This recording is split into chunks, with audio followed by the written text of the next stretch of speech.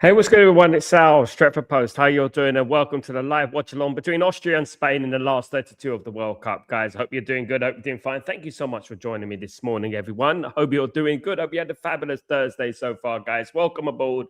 Before I start, please don't forget to subscribe to the channel, smash a like on the video, put your notifications on, all that jazz. That'd be absolutely fantastic. Lineups have been announced, which should be a very interesting game between two very contrasting teams, of course, guys. Let's have a look at the lineups real quickly, guys.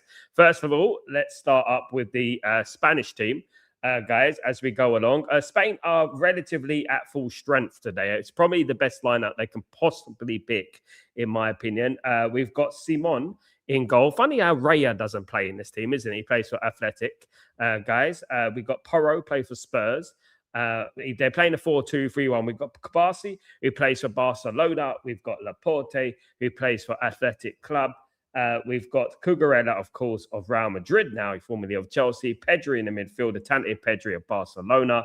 And we've got Rodri, the Man City player in the middle. And then in regards to the attack, we've got Alex Baena, who plays at Atletico Madrid. We've got Dani Olmo, who plays for Barcelona. Of course, we've got Lamine Yamal, of course, the talented youngster who plays on the right for Barcelona. And you know what? Look, I'm not looking at any weaknesses in this side. There's not many weaknesses in that side. But one thing I would say, maybe, just maybe, the striker position is a little bit weak. And it could also be in regards to the centre-back position. Maybe you can get at them at centre-back, and maybe you can get them at striker. The only problem is they do keep the ball very well. So obviously, I would like to think that Austria have done their research in regards to this, and maybe they could exploit that defense.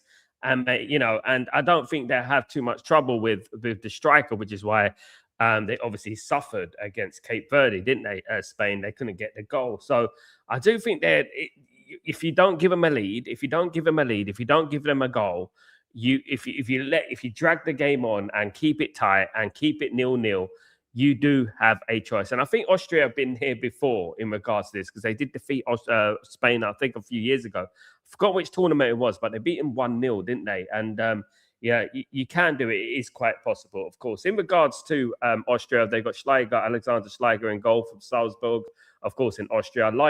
Konrad Laimer of Bayern Munich, of course, very talented 29-year-old. We've got Alaba, the very experienced Alaba, 34-year-old who plays for Real Madrid. We got Danzo, of course, who plays for Spurs, Kevin Danzo, and we've got Stefan Posch, who plays for Como in Italy. The two in midfield is Schewald, who plays for Leipzig in Germany, Nicholas Schewald. And then we got Schlager, who plays for Leipzig as well, the two Leipzig players in the middle. As for the right midfield, we got Romano Schmidt, who plays for Werder Bremen. And then we got Paul Wanner, who plays for PSV Eindhoven in Holland. And we got Sabitzer, the ex-Manchester United player, of course, who plays for Borussia Dortmund now as well. And, of course, we've got Michael Grigorich, who plays for Augsburg in Germany, of course. Now, when we go to the bench, in regards to Spain, David Raya, Arsenal player, on the bench. Of course, all the Arsenal players on the bench. Don't forget about that. Joan Garcia plays for Barcelona.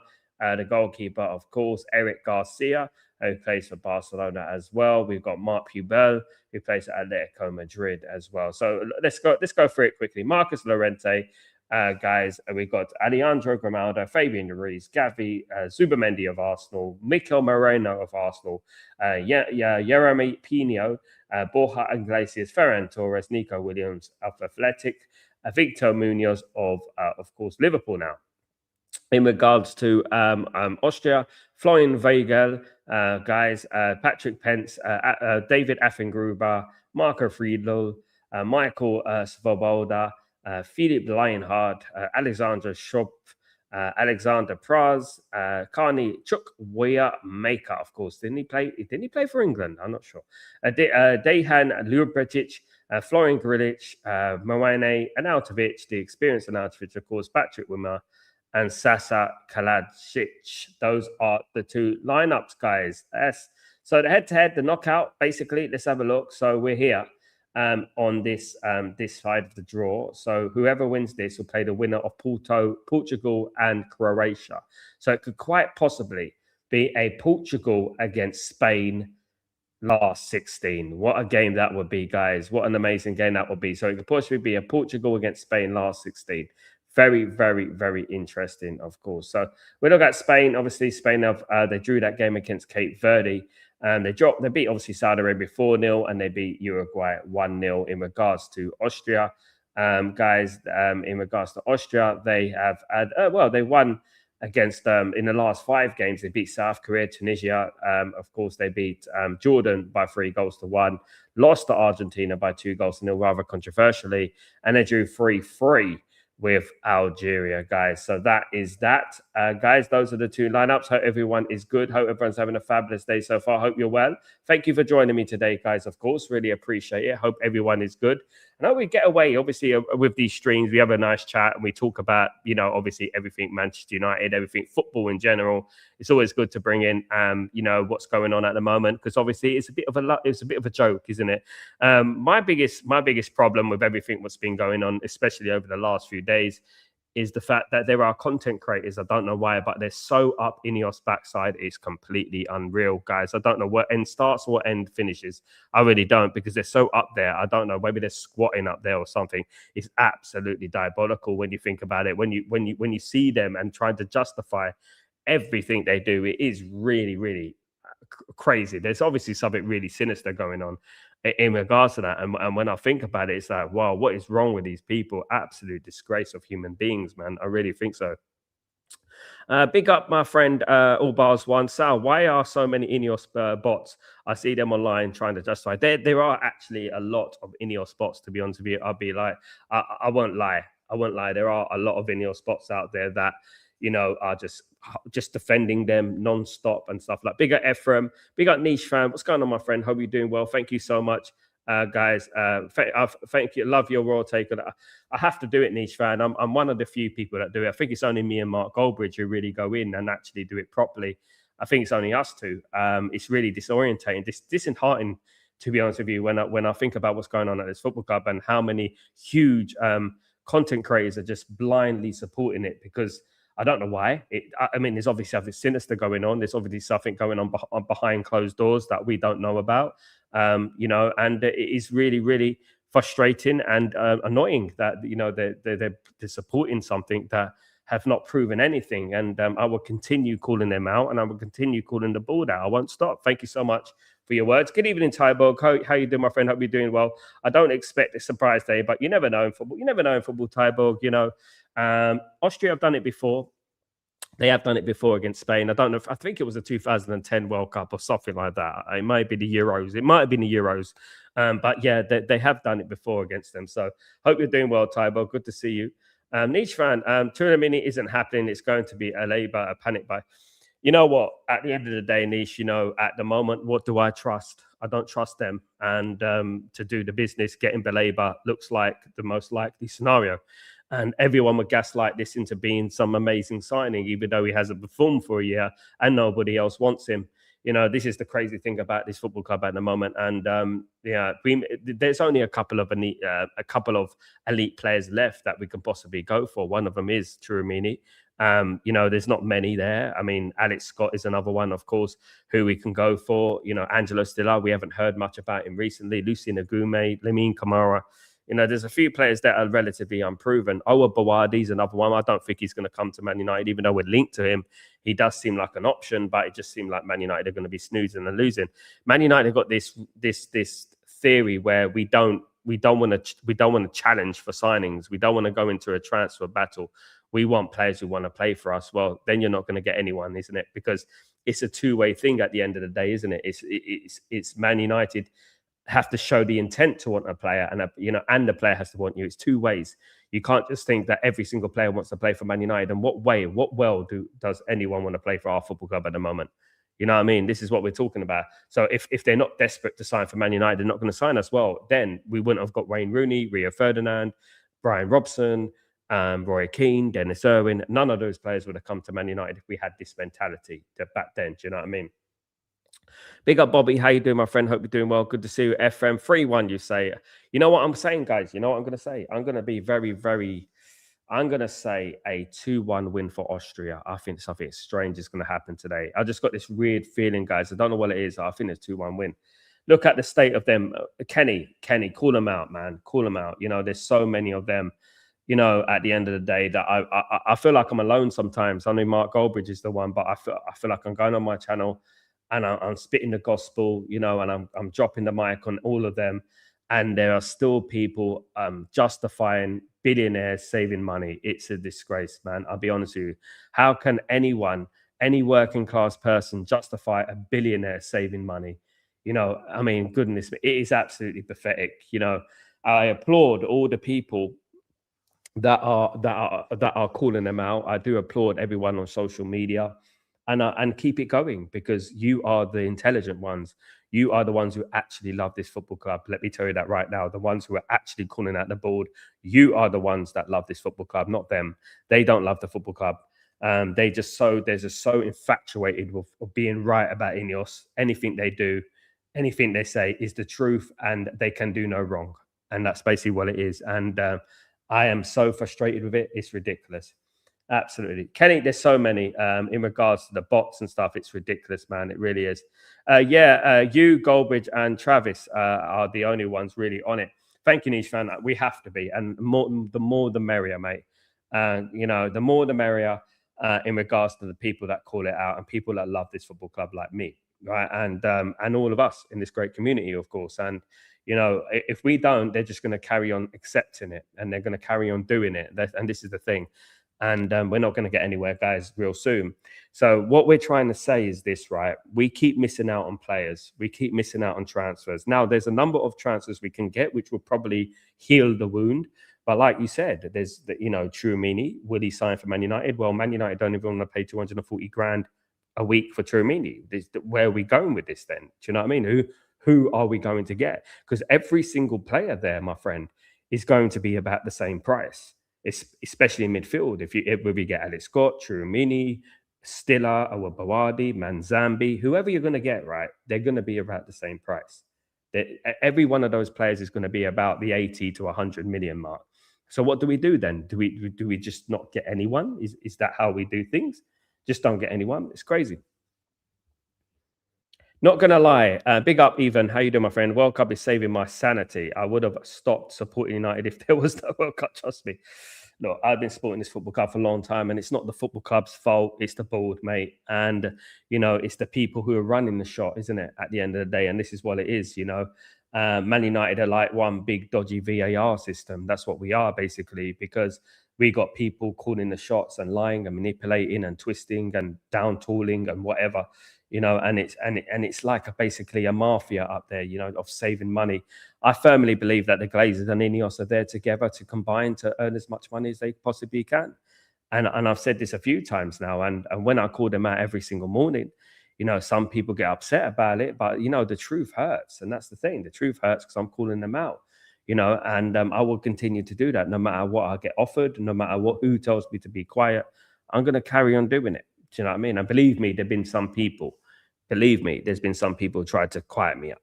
Trust me, and it's not going to happen. Kenny, now we are in for Sanderberg. Look, you know what, Kenny? Let's see how this pans out, right?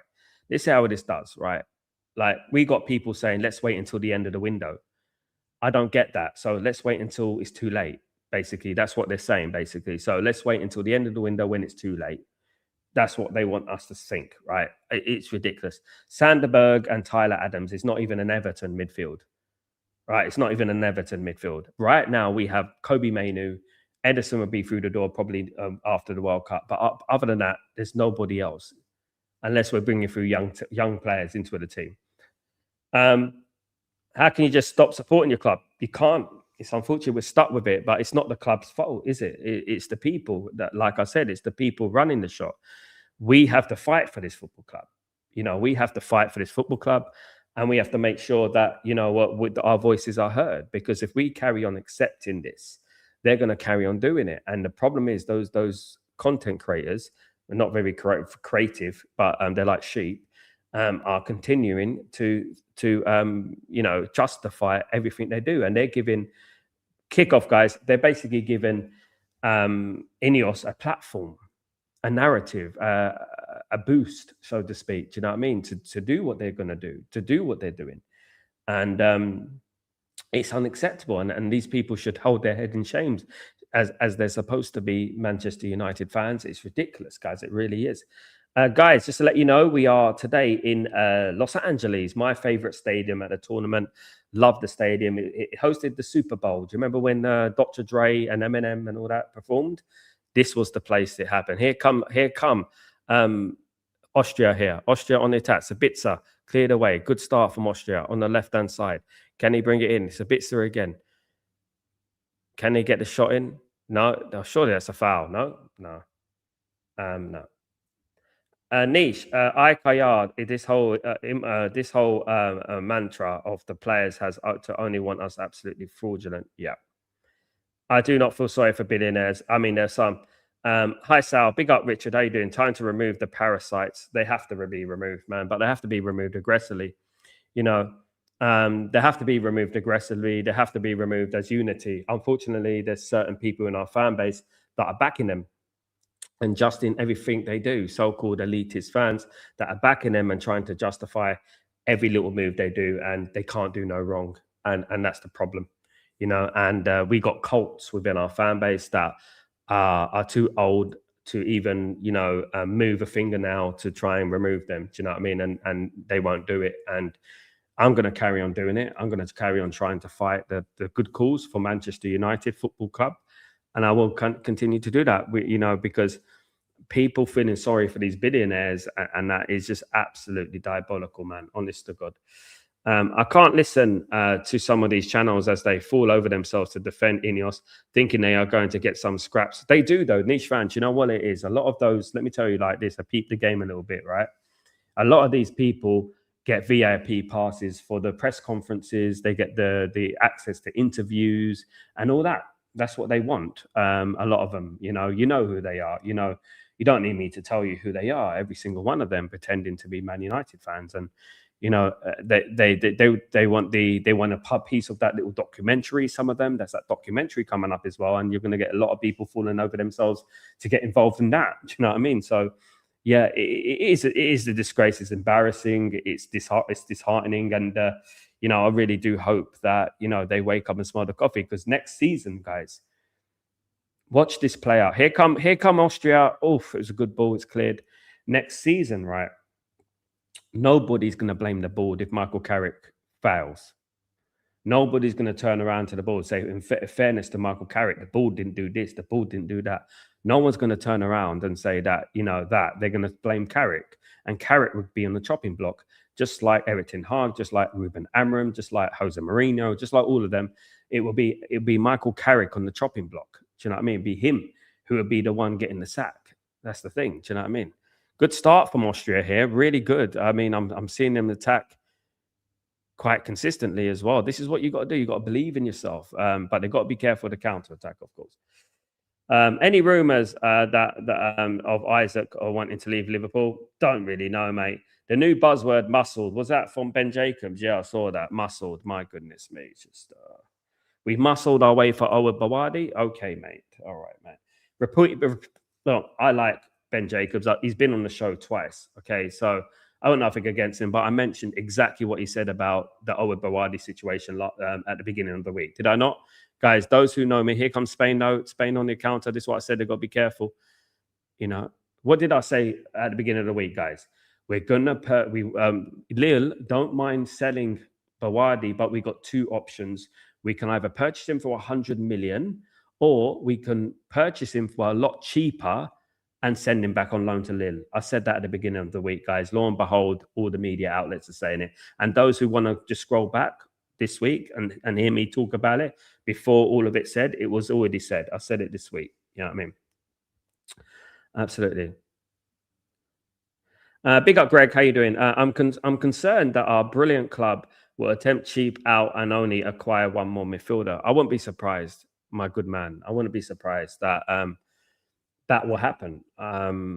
It wouldn't surprise me if we get zero at this moment in time, Gregory. You know, they know they're headed like the thing is, I don't look. One thing is they can do what they like, but the problem I have a problem with is some of these fans who are just accepting this, because even if they do that, Greg, right, they will make an excuse for them. And that's where I get a problem with it. Everything is an excuse.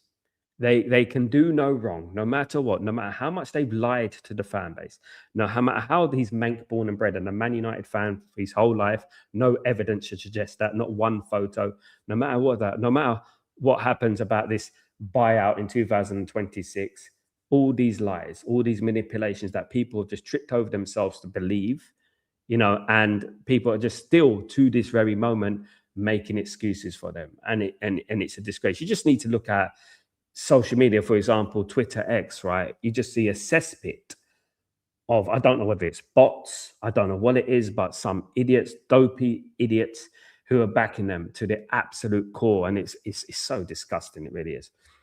One thing I do know is France can't lose. Way too much firepower. Niche, there's will, there's a way. I watched France before the World Cup against Ivory Coast, and Ivory Coast gave them a good game and beat them in France 2-1. It was a strong French lineup as well. What you have to do is you just have to humble yourself and be very, very tight. That's what you have to be, and not give away a thing. And when your opportunity comes, you have to take it. No one is invincible. No one is invincible. But France are the best team yet. Obviously, like, their squad depth is phenomenal, and man for man, every player. Now, maybe the defense is a little bit sus. Maybe their goalkeeper is a little bit more. You know what I mean? But I don't think they're unbeatable. I don't. I think they can be got at. But it depends what happens there. You have to be playing the best game you've ever played, and they have to be having an off day. You know what I mean? Basically, that's basically what's happened. But fantastic side. Niche, I believe 100% wouldn't put it on Ineos to buy it up all the fan channels. Some of them would, mate. I've told people on this channel before, I'm not going to sugarcoat it and lie to the fan base, that I've had a significant offer to keep my mouth closed. I don't know the source, but it was from someone high up, and I'm saying it like this, right? I have, and I'm not going to, because they know my word. They know I do know a lot of people in the fan base. I do know a lot of people in music and the entertainment industry, and stuff. So I was in the music industry for 20 years. So obviously some of them would come up to me, say, you know what, you better be quiet, stop talking about it. You know what I mean? And this happens. People are being bought out. You know what I mean? Look at this, the swerve in balance in regards to some of these fan channels and how deep they are in. They're balls deep in regards to the Ineos and they're everything they say. The only one that isn't really, and the big one, is Mark Goldbridge, and I find it astonishing that it's him, the one with the biggest platform, the one who doesn't have to say anything, multi-millionaire. Doesn't have to say anything. He's the one who's back. He's the one who's going against the Glazers, and he can just have an easy life. He can just agree with everything they say and stuff like that. Look, I can have an easy life. I can get more subscribers. I can do that by just being so like them. Basically, I could do exactly the same thing. You know what I mean? And there you go. I'm not, though. It's too late to apologize, says One Republic. Exactly. The arrogant of the owners, we only want player who want to play for United. Then you wouldn't get Roy Keane, you wouldn't get Eric Cantona, you wouldn't get Wayne Rooney, you wouldn't get Dennis Irwin, you wouldn't get Peter Schmeichel, you wouldn't get none of these players, because a lot of those players had competition. And when we were going to sign them, we had competition that didn't want to sign them. What do they mean? Desperate to come to us? That doesn't happen, mate. Then good luck with that, because at the end of the day, all we're going to get is, like my guy said there, we're going to get Sanderberg and we're going to get Baleba, and we might as well just go after Eric Dyer and people like that. Do you know what I mean? Tyberg, those channels must be getting some benefits from the club. I can't imagine any other reason why they would defend their and damages these people are doing to the club. Let me tell you something, Tyborg.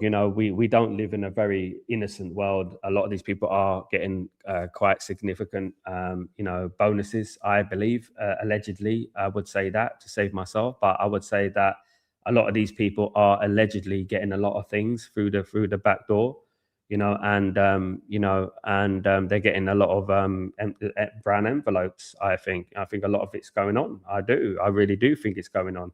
And just to be quiet, and they'll promise you that they'll give you access to pressers, and they give you VIP passes, journalists. There's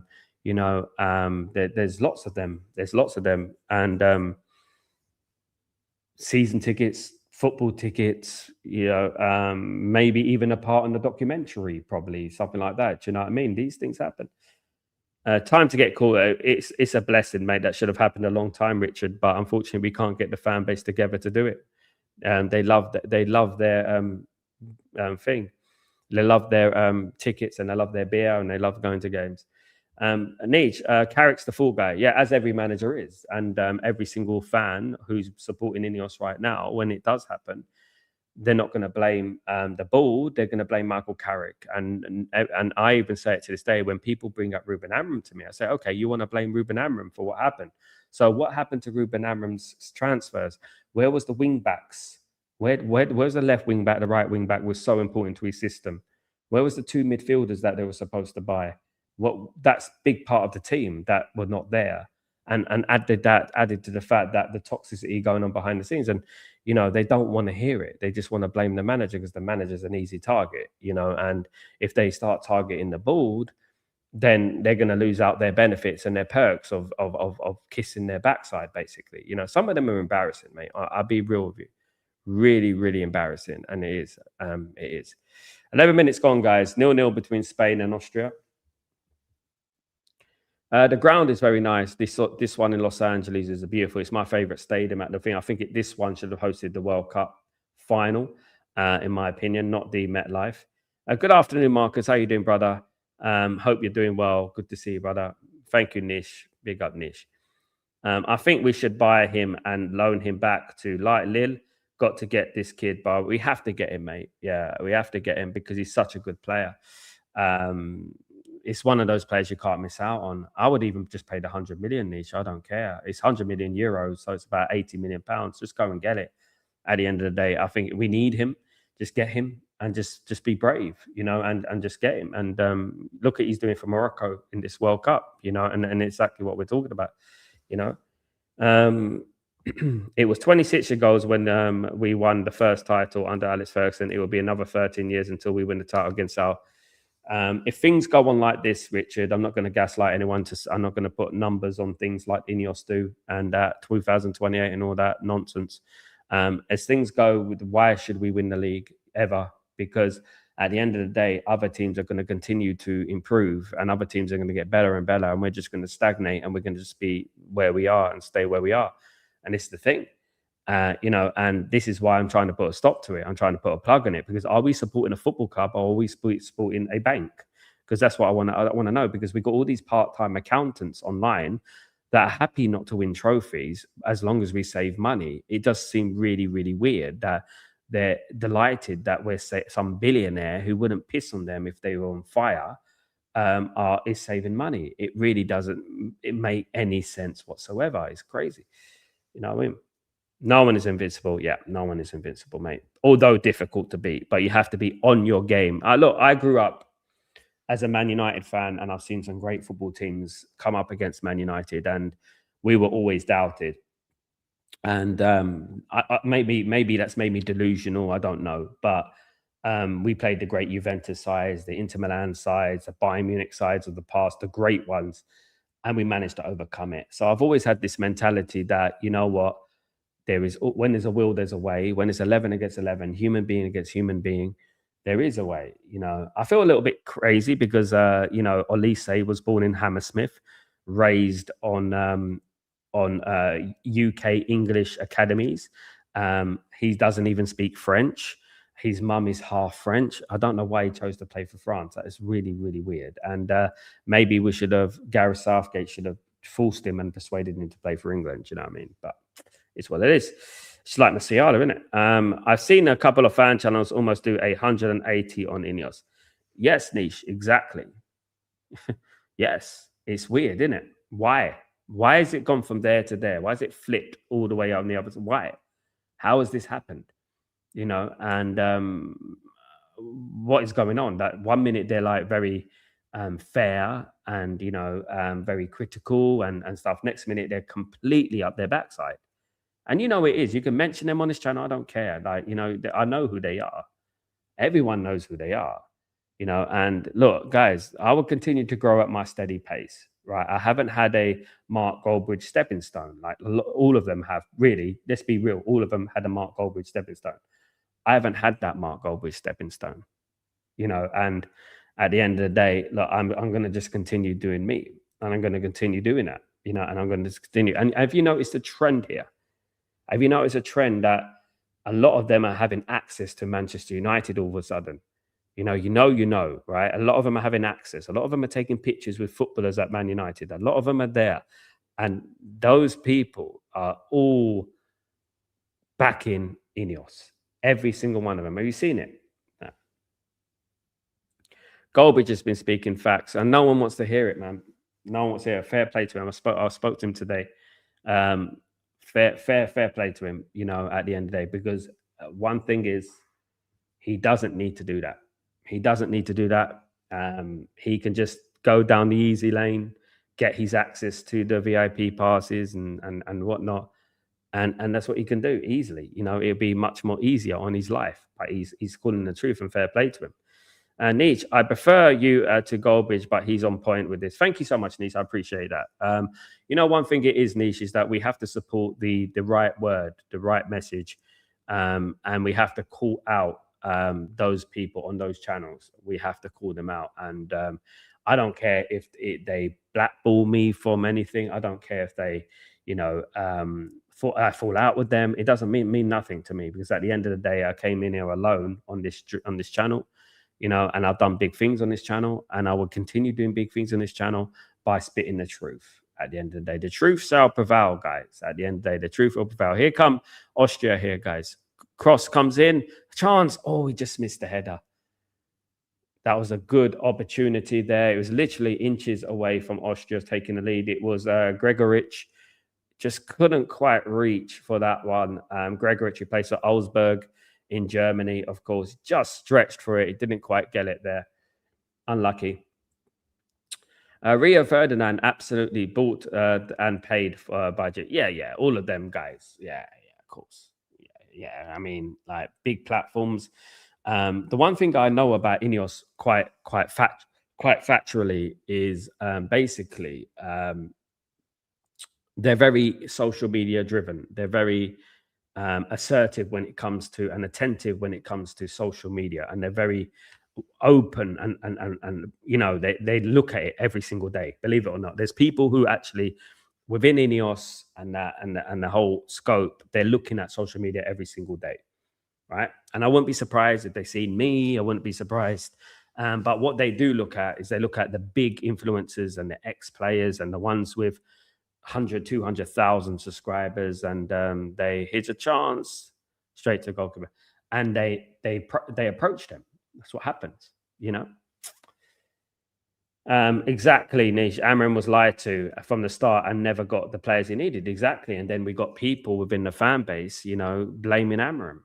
Amram was not without his faults, but the reason Amram got sacked was not because of his performances, because he was actually third or fourth in the league. Was it 4 points from third before the AFCON, and basically, got sacked because he called out the ball, because he wanted them to sign players.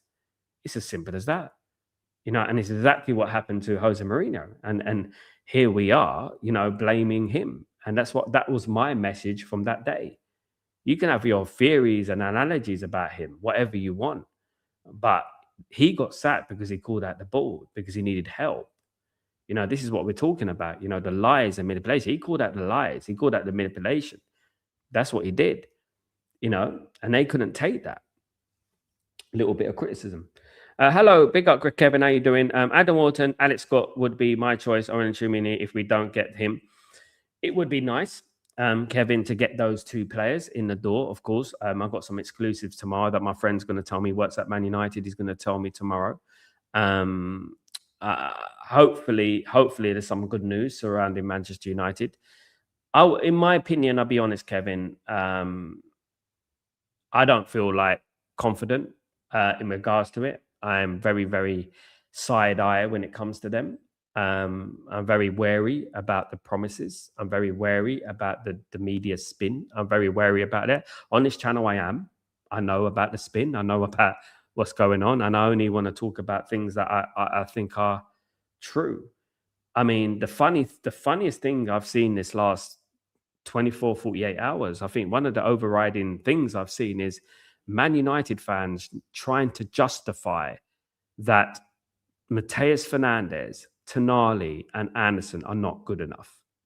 This is the whole narrative right now. They're not good enough for Man United. They're not good enough. Anderson's £100 million player. It's what you have to pay for a very good player. Man City don't notoriously pay that much money for players.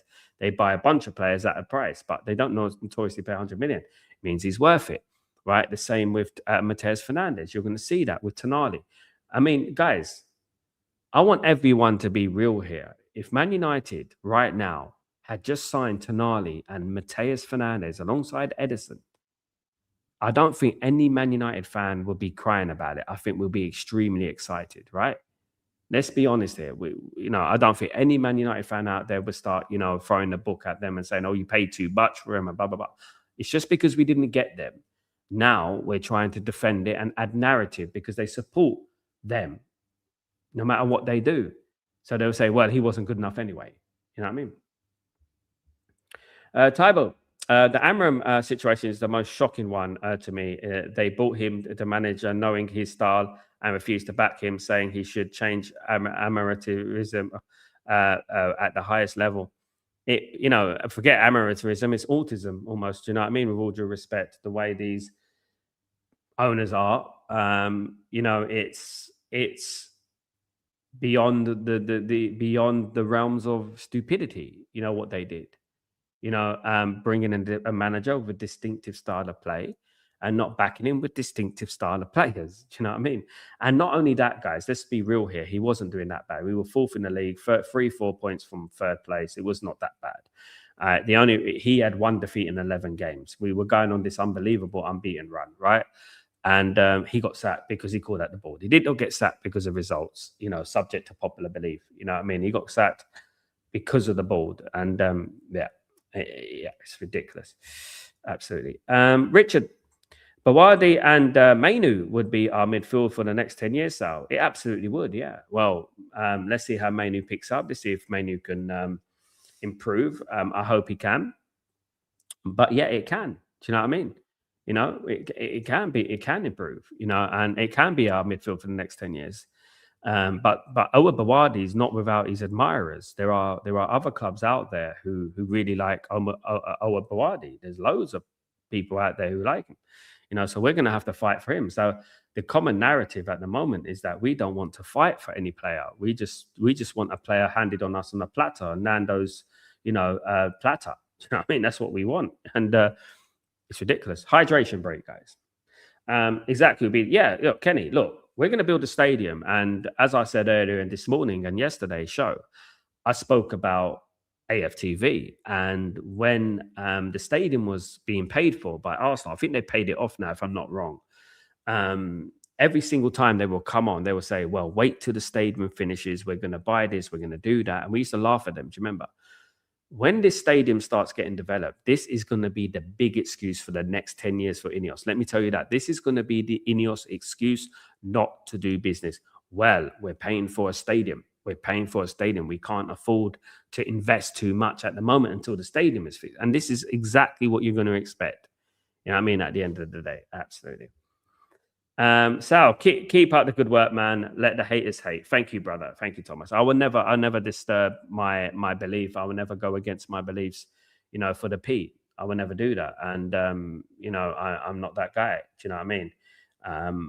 I care about this football club. I care about you. I care about the fans. I actually do care, and there's people out there who don't. This is why I can sit here and I love football and I can do the watch along for the World Cup, but I can also talk about transfers. Some people just wait to the transfer window so they can get clout and stuff. But I do the AFCON, I do everything, and I love football. And most of all, I love Manchester United. And and if anything is getting in the way of us being successful, I'm going to call it out, and it's as simple as that. And everyone knows that if I came on the stream and said, "Don't give them time," give it to you remember what the narrative was a week ago.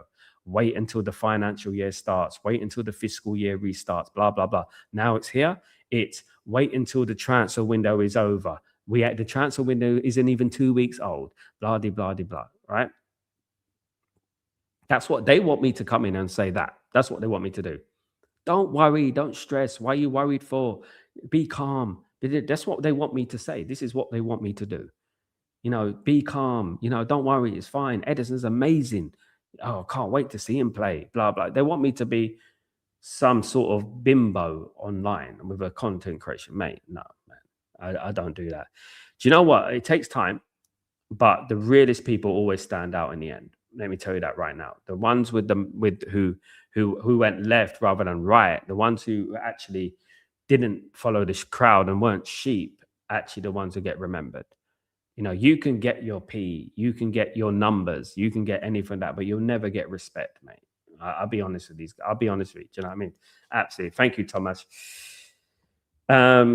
It amazes me that the fans who want to criticize Spurs showing their ambitions, they don't want to criticize Spurs. But you know what? Watch next season with Tonali and Mateus Fernandez. They got Bentancur, they got Sarr, they've got Mateus Fernandez, they've got Tonali, they've got what's his name, who played for Atletico Madrid. I keep forgetting his bloody name. But anyway, yeah, the English lad. Forgotten his bloody name. Anyway, never mind. Yeah, they got him. And surely they've got a couple more as well in there that I've been thinking about. Busong is still there, isn't he? At the end of the day, yeah. Benny, Sal, this is a great channel. No bullshit, only truth and facts. We are going nowhere under this ownership. Time will tell. Yourself and Mark were the only voices speaking the truth. Yeah, let Mark know that because he thinks he's the only one. So let Mark know that there is Stretford Post and there is me that are calling them out every single day. Not calling them out calmly. I'm not calling them out, sitting there calmly. I'm calling them out with passion, with anger, with a voice, with noise. That's what I'm calling out with. I wake up in the morning and I'm ready to go. I'm ready like a boxer in a fight. I'm ready to go because I'm tired of all these narratives on social media, all these idiots, these bootlickers that go on social media, and it is pathetic. Honestly, I never knew that a group of fans at Manchester United could be so pathetic and useless. Honestly. A lot of people have big platforms and small brains. Not Mark, but other people, I agree. Just paid 100 million for Boadi. We've seen the market selling teams on budging. Pay the P. I like the kid because he's active on and off the ball. He has presence. Do the right thing in us. Absolutely. And we're going to see him against Canada, Marcus, in the next round. And yeah, absolutely. It's not going to be much cheaper if we send him out. A nice chance for Spain. Good tackle. Was that Omo? It's a great tackle there. Fantastic tackle. That was almost 1-0 to Spain. Omo with the chance. Yeah, look, it's not going to be much cheaper if we get him and send him back on loan. So you might as well just get him. Just get him. Don't waste time. Just get him. Someone else will. We got you, Sal. You never alone. Thank you so much, Thomas. Love, brother. Thank you, man. Really appreciate that. You know what I mean? 1-0 to Spain. 1-0 to Spain. Cucurella with the goal. Is it a foul? Is it a foul? Someone's given a foul here.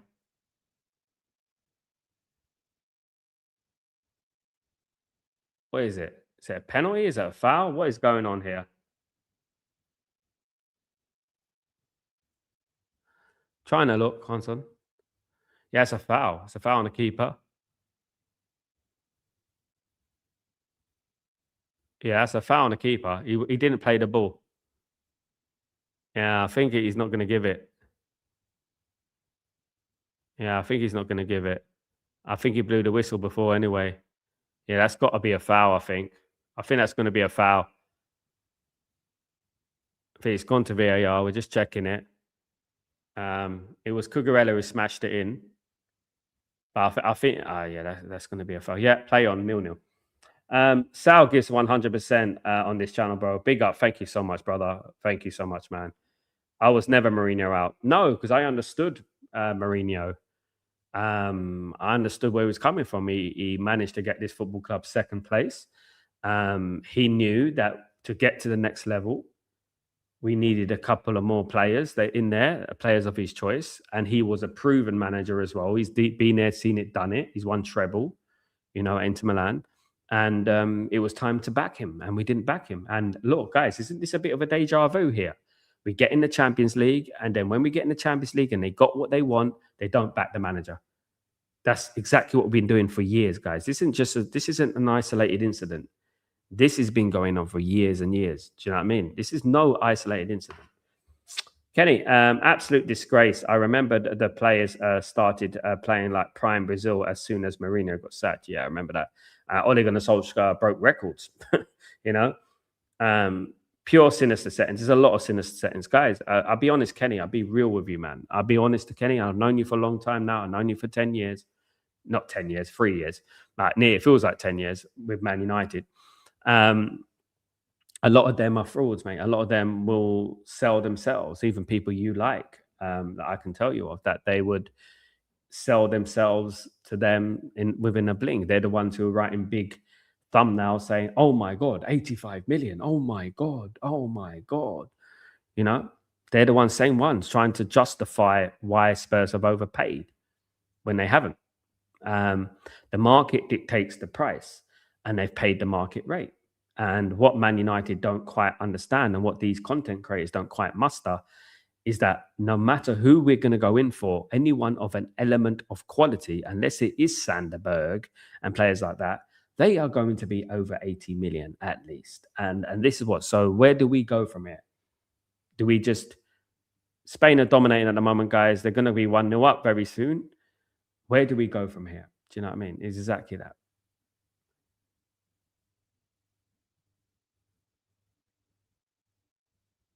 Yeah. Good save from the keeper. Yeah, Austria got to calm down a little bit here. They're all a bit of 6s and 7s here. Just need to calm down a little bit. Exactly. Most of us complained about those deals. Exactly. None of us would complain. If Man United this week signed Tonali and Mateus Fernandes alongside Edison, right, we will be saying, look at Ineos. Look at them. They're smashing it. You see, look at Ineos. You know what the score would be, wouldn't you? You know what they'll be doing. They're hypocrites, man, honestly.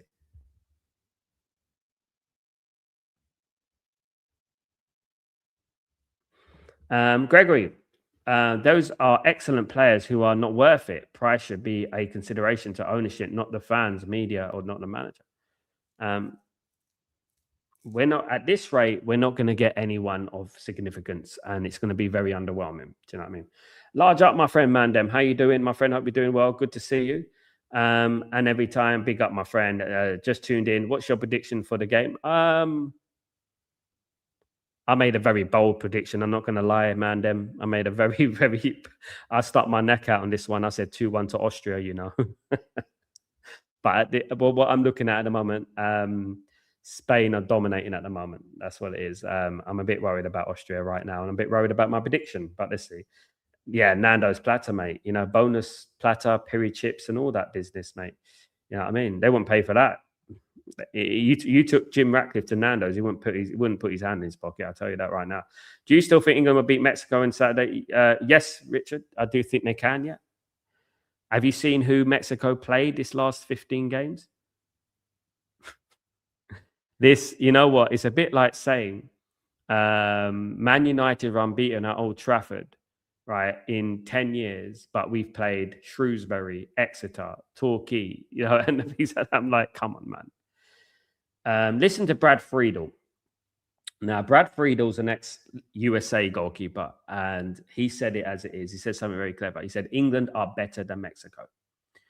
But what England have to do for the opening 20 minutes, they have to try and stay in there, stay in the game, because they will play on the altitude and things like that. And after the first 15 minutes, you'll be fine, just as long as you keep it 0-0 in the first 15 minutes. And if it wasn't for a mistake from South Korea only lost 1-0 to them, right?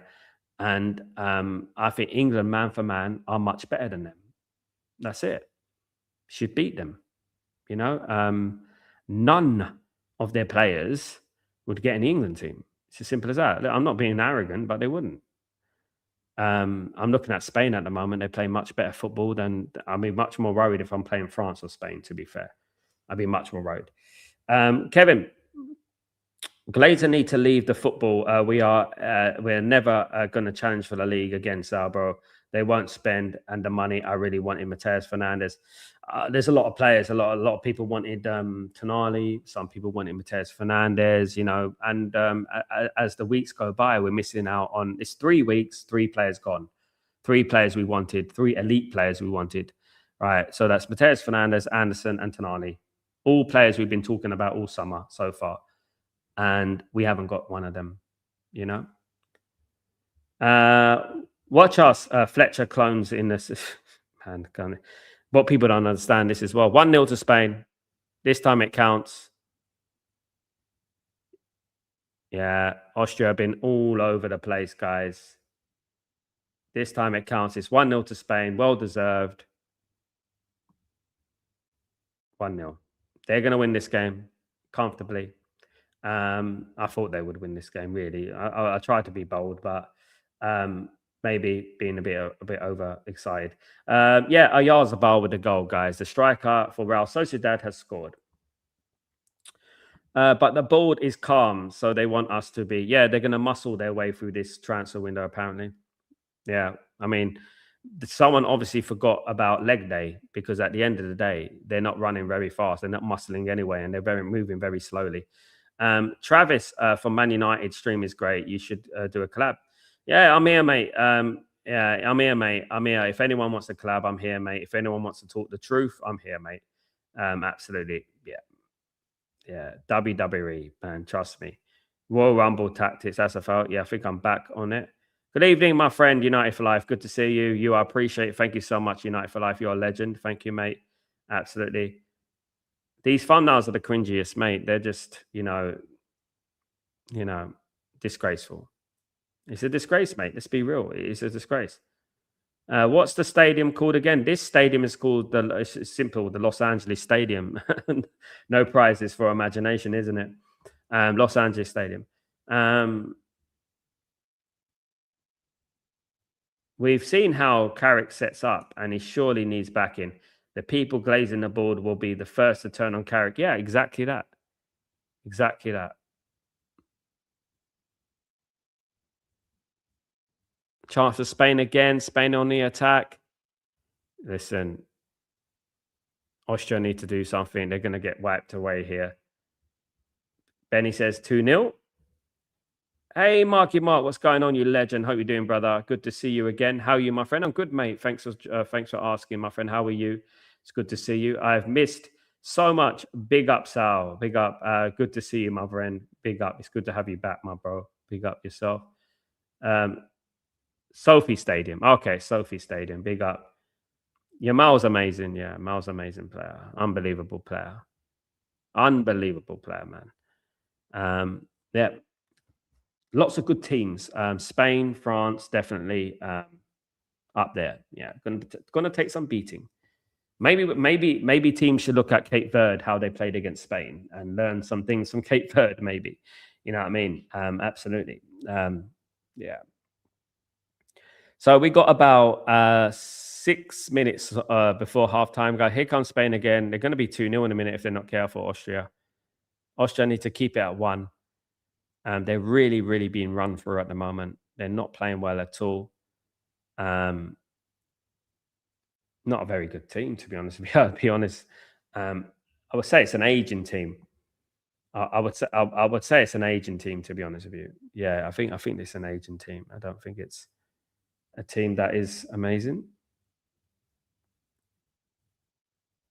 But this game will be finished in 90 minutes, definitely. Yamal made a bold statement saying France isn't better than them with their form. Isn't he just poking the bear? He's just playing a game, mate.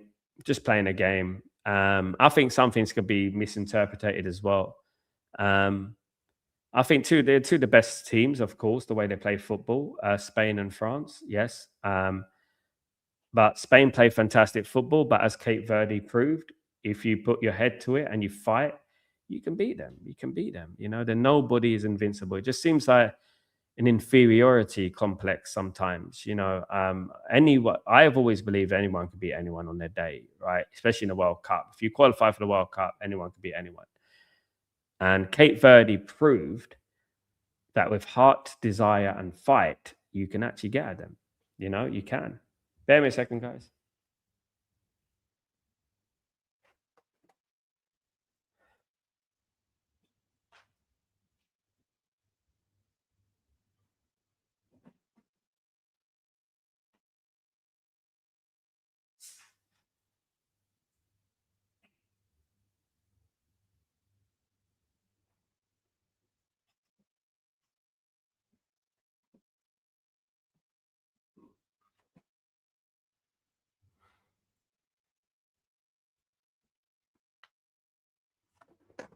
Yeah.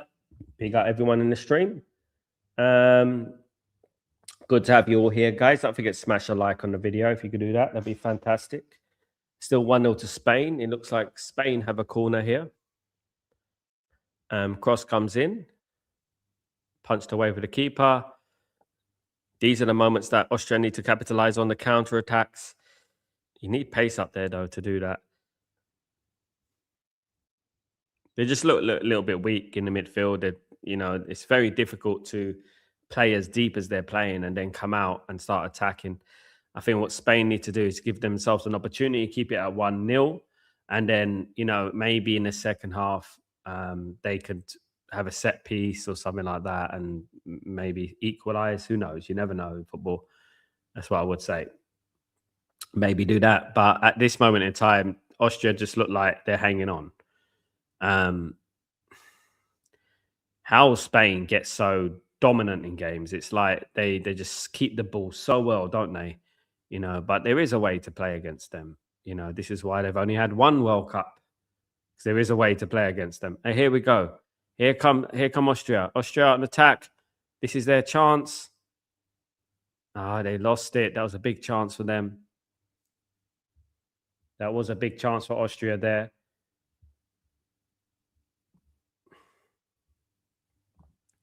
Massive chance for Austria.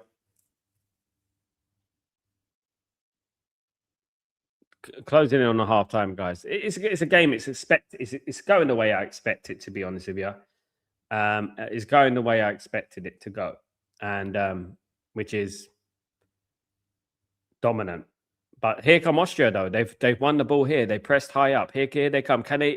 Come on. They keep getting the final ball wrong. They're too slow on it. I think Musiala and Oysa had played for us, then we'd win it. Well, at least Elise. I mean, that was Gareth Southgate's fault. That was Gareth Southgate's fault.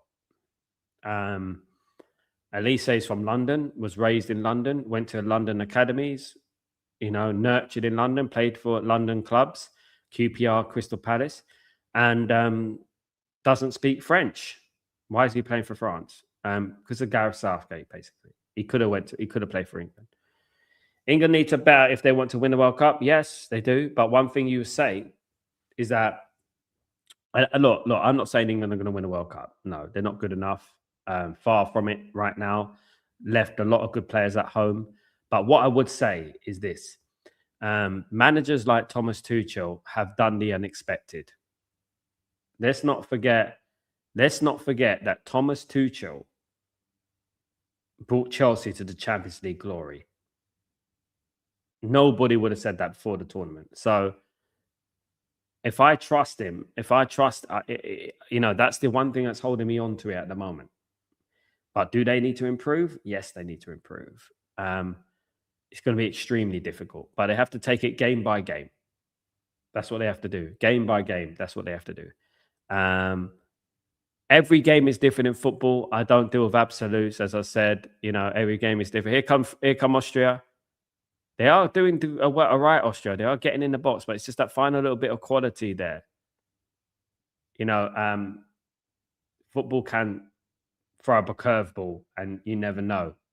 And that's it. And you just have to take it game by game. If England beat Mexico, and that'll be a big coup because obviously Mexico at home knocking out the holders, then yeah. But as I said, As long as Argentina don't win the World Cup, I'm pretty happy. You know, here come Austria. Yeah, I'm pretty happy.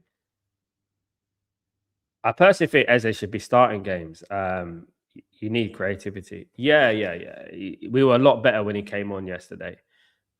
England, I don't know how they play, but they need to. They can't play a double pivot. It doesn't work, and I think they either, you know, stick Declan Rice in right back, or they drop one of them, Anderson or Rice, and play Mainu or putting Eze in there. You know what I mean? Add a little bit of more creativity spark, you know?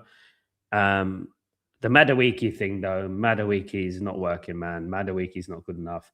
Rashford, he's a sometimes player. Trust me, bruv, player. He's one of them, isn't he? You know what I mean? Who play sometimes. You know, we've seen it for Man United. You know, we've seen his inconsistency at Man United many, many times.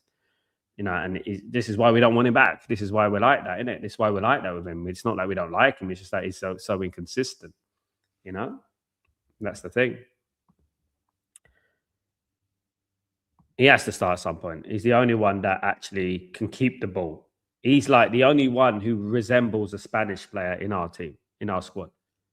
Leaving out Cole Palmer, Phil Foden, Gibbs White, you know, all these players, Walton as well. I mean, it is mad when you think about it. You know, great strike, nearly 2-0. It's going to be 2-0. Great save. The keepers keep him in the game at the moment. Two great saves.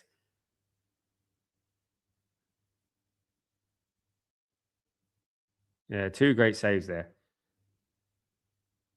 Sal, do you think Harry Kane is the best striker in English history? Goal scorer, yeah. Best goal scorer, yeah. Obviously, I come from Alan Shearer and Gary Lineker, and I remember those players very well. It depends what you want from your striker. Talent-wise, I think that Wayne Rooney is the best.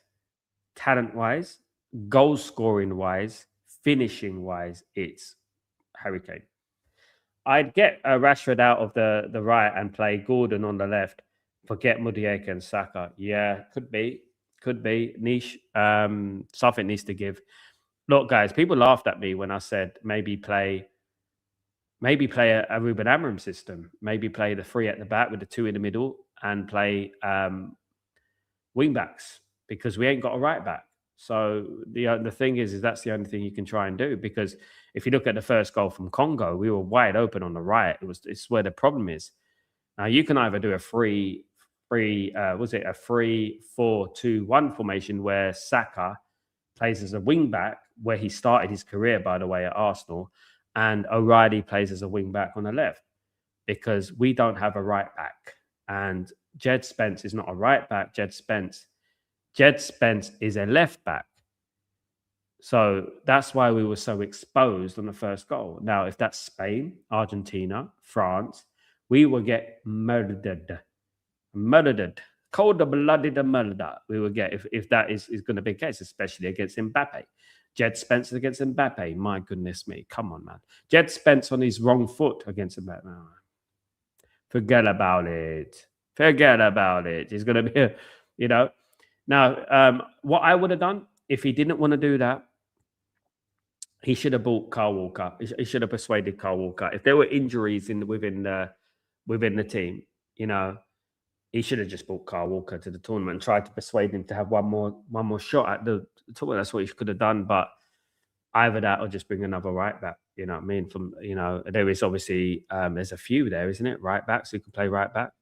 You know, is it there? What's his name? Nico Williams? Was it Nico Williams? Yeah, can play right back. Half time, guys. 1-0 to Spain.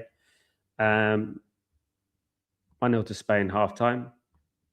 You know, there are a few right backs that he could have brought on. Like, you know, I reckon that people are sleeping on Aiden Heaven. You know, I think he can play. He would have been a better left-sided centre back than bloody Konza and all of them. I think they're sleeping on him. I was shocked they didn't bring him. Big up, Niche.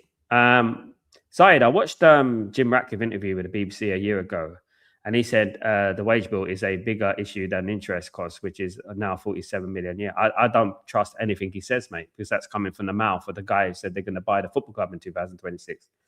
He's a liar, mate.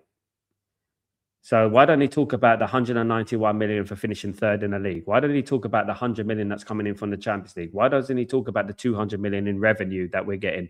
Why doesn't he talk about the 40 million from Rasmus? Why doesn't he talk about the money saved on the Casemiro and Sancho?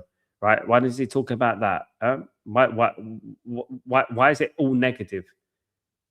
Why does he always have to bring in the negative? How much he has to pay? Why not talk about how much money we get come into the club? And start just bloody if the fact is, right, if you can't afford the football club, don't bloody buy the football club. Walk away from the football club. Might have to use your eyes. I would probably, if we're not going to do what I said in regards to the formation change, I would play Rice as right back, and I'll probably play Anderson and Mainu in midfield. Yeah, but I don't think he'll do it. I think Rice, Conte will be better right back. I don't know how good he is at the attacking side of things. He might be good at centre back, but the good thing about Declan Rice, he got the assist yesterday from right back. Let's not forget that. You know what I mean? He got he done well on right back. It was dangerous, wasn't he? Well, Gordon got the assist, but he was involved in it. You know. Rice clearly needs rest. He was struggling yesterday. Yeah. He's had a long season. You can't blame him. But yeah, all the Premier League players, really, when you think about the Premier League players, they need rest. Do you know what I mean? I don't know how he sees interest costs of the Glazers as less of an issue. That interest in pointless too. It ain't for the new stadium at Spurs.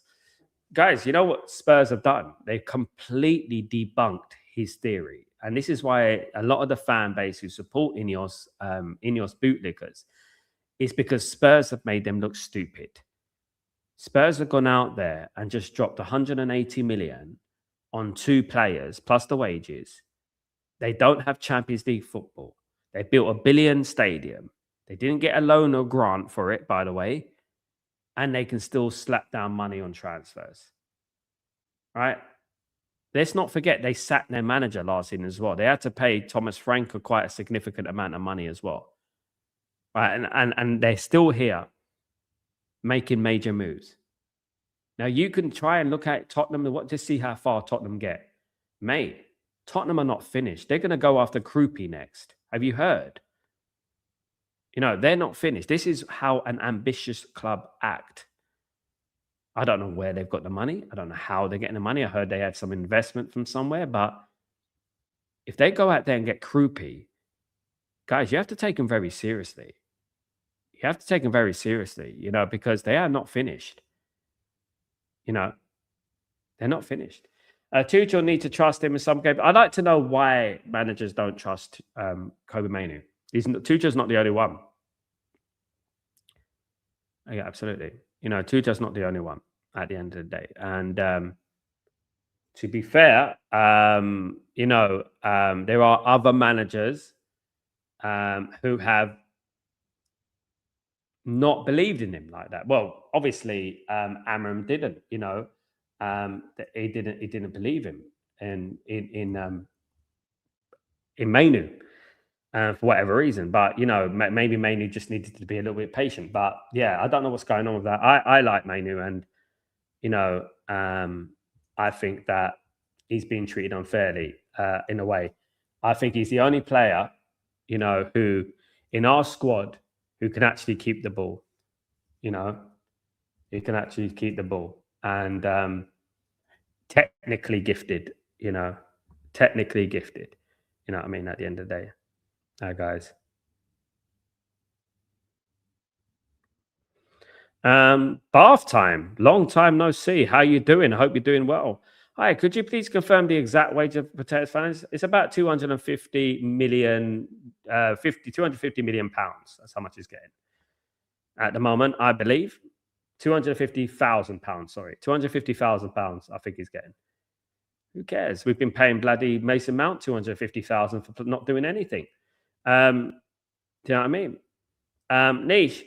Yeah, I'm hearing they aren't finished in the window. They're not going to be finished, mate. They're going to blow it out the bloody water. Liverpool hasn't even started yet. They've already got Munoz in there, and people laughing at Liverpool because what they spent last season, but let's not forget, the likes of Frimpong and Kirkes and Florian Wirtz have got 1 year under their belt, Premier League experience, you know what I mean? And they're going to be better next season. Don't worry about that. They've got a better manager, So let's see. Let's wait and see. Zaid, our concerns have concerts, NFL games, and have a go-karting track, which brings in more revenue. We need that new stadium. Old Trafford can't do that. We don't need the new stadium, Zaid. We don't. We're not a circus. Real Madrid don't need that. We don't need that. We can have concerts at the new Old Trafford. If we build it out there, we don't need that sort of stuff at Old Trafford. We don't need to move away from our cultural heritage, which it is. Manchester United, Old Trafford, the place where Busby Babes played, the place where Dennis Law played, the place where Sir Matt Busby sat there on the touchline. You know what I'm saying? We don't move away from that. Real Madrid don't move away from the Bernabeu. Barcelona don't move away from the Nou Camp. Proper teams don't do that unless you have to move because you've got an Olympic track around your state, around your pitch, right? And anyway, the historical legacy, Old Trafford was bombed in World War II. You do not move away from it. You do not move away from it. Absolutely not. Amram's not defensive minded because his XGs was better than Carrick, mate. So he's not a defensive manager. He's not a defensive. He's actually XGs were quite high. We were scoring and creating more chances, mate. It's not true. That's a lie. The Glazers let the stadium rot on purpose, as far as I'm concerned. Yeah, but it can be fixed, right? Niche, it's just that the reason they don't want to fix it. The reason they don't want to fix it. The reason they don't want to fix it is because they can't put their name all over it, Mandem, Spurs have evaded relegation twice and they've witnessed their biggest rival lifting the Prem. They clearly want to compete next season with such signings. Now, that's ambition. Exactly. Now, we can look at it from our point of view and say, well, Man City have won 2 trophies last season and we want to compete for the league too, as well. And we're not doing that. We're not showing any ambition. I mean, how do people, when people look from the outside and they look at Man United, when they look at that, what do they think? It's weird, isn't it? Yeah. He played Ugarte mainly over. We played Bruno in the 10. That shows he was thinking defense first. He was thinking, because he didn't get his midfielder and he didn't trust Mainu. Mainu was too slow for his system. He didn't trust him. He was not defensive. He scored more goals. We created more chances. Don't be deceived by the 4 at the back. Zaid, I'm telling you, I know it for a fact, mate. I work in football, mate. He has had created more chances, more XG than Michael Carrick. We were dominating games. We were on the front foot more. We had more possession. Carrick's playing counter-attacking football. That's defensive. He's playing counter-attacking football. You know what counter-attacking football is? We're not showing assertiveness in games. That's why we can't beat certain teams. We're playing like England. Carrick is playing like England. Carrick, he's playing like England. That's what he's the one playing. He's the one who's got a bunch of road runners and wants to run. 2 managers, big managers, Amorim and Tuchel, have not believed in Mainu yet. Mainu's got a lot to prove. What's Mainu achieved at Man United? Why we believe in him so much? I like him, but come on. Let's be real here. Bruno plays in the middle at Portugal, national level. Would I have taken Tuchel? Maybe, yeah. Instead of Carrick, yeah. Probably. Yeah, with our team, he's won Champions League, mate. So at the end of the day, that's it. Don't be deceived by what he's doing internationally. International football is completely different. Didier Deschamps is not a good club manager, but he can manage France. Do you know what I mean? That's the thing. It's nothing to do. International football and Premier League football is different, completely different. All I know is he got a Chelsea team, that Chelsea team, and won a Champions League. That's the capability. Now, we could slander Amorim all we want. You could try and bring him. Forget about Tuchel and forget all this, but let's not slander Amorim because Amorim was doing things the right way. So that people weren't patient enough to see it through. And people weren't seeing the problems that the board cost him. He would have been a very successful manager. And he's going to be successful at AC Milan side. And I'm going to remember that. He's going to be successful at AC Milan. He's successful everywhere he's been. you know, and we just couldn't have the patience for it. Now we're a counter-attacking team. You know what a counter-attacking team is? A defensive side. Yeah. What are Austria doing today? Austria sitting back, right? They're a counter-attacking team. Are they playing attacking or defensive? It's mic drop time, isn't it? It's just. I've said this 1,000 times. You know,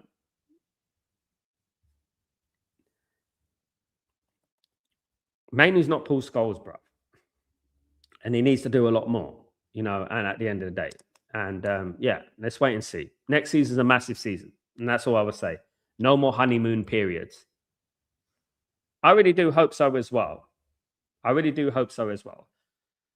I really hope so. Zayed, you're going through this motion again. He was too rigid. He wasn't rigid. You're not watching the games. You know, you're just going on and on and on about the thing and stuff like that. You're going on and on. Why don't we talk about how we lost against 10 men Newcastle with Michael Carrick and we couldn't beat West Ham? You know, why don't we talk about all that as well? Because we can go down that road as well, mate.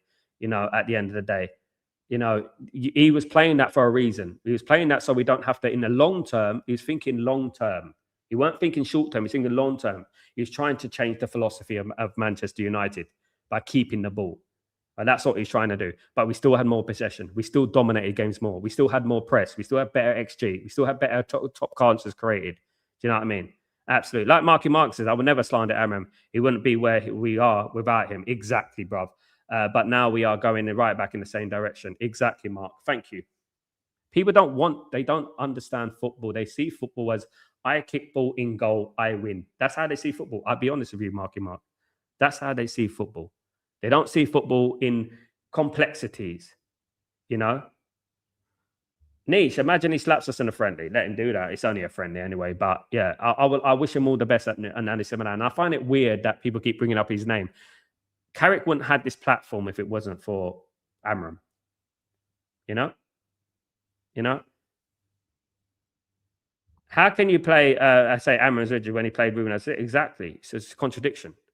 He tried to be attacking. Bruno said it himself. His best position is that position. That's what he said.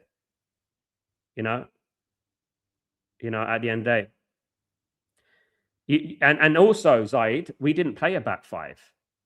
We played a 3-5-2. We played a 3-5-2-1. We didn't play a back five. That's what you don't understand. This is what people don't understand. We played a 3-5-2-1, mate. The two wingers were runners, and he transitioned into a 4 during the game many times, but no one notices that because it doesn't fit the narrative. So let's end the subject. If the mic has been dropped, Zaid, end the subject. I'm not arguing with you. I'm not going to answer it anymore. Sorry, bruv. You know, just hold it. All right? At the end of the day, you know, I've been supporting Man United. I've been watching lots of tactics. Exactly. Only a few of us saw what he was changing, the culture at United. But people look at football to simplicity. Why is Spain so good? Let me tell you how Spain started. Do you want me to tell you how Spanish football started with the 5 at the back? Do you want me to tell you what they used to do in the 90s that are building up to this very day? Do you know why they're so good? You know what I mean? At the end of the day. What about the Newcastle game side when Carrick couldn't break down a 10-man Newcastle? Why don't we talk about that? Why don't we talk about when he left the football club, we were near the top 4, and the only reason he struggled is because we went to the AFCON, mate. That was it. Ahmed and Mbemo, the most lethal combo under Amram, and they went to the AFCON. And then we struggled. And now he's bringing up games from the AFCON when we were at the AFCON. Imagine Carrick had the AFCON.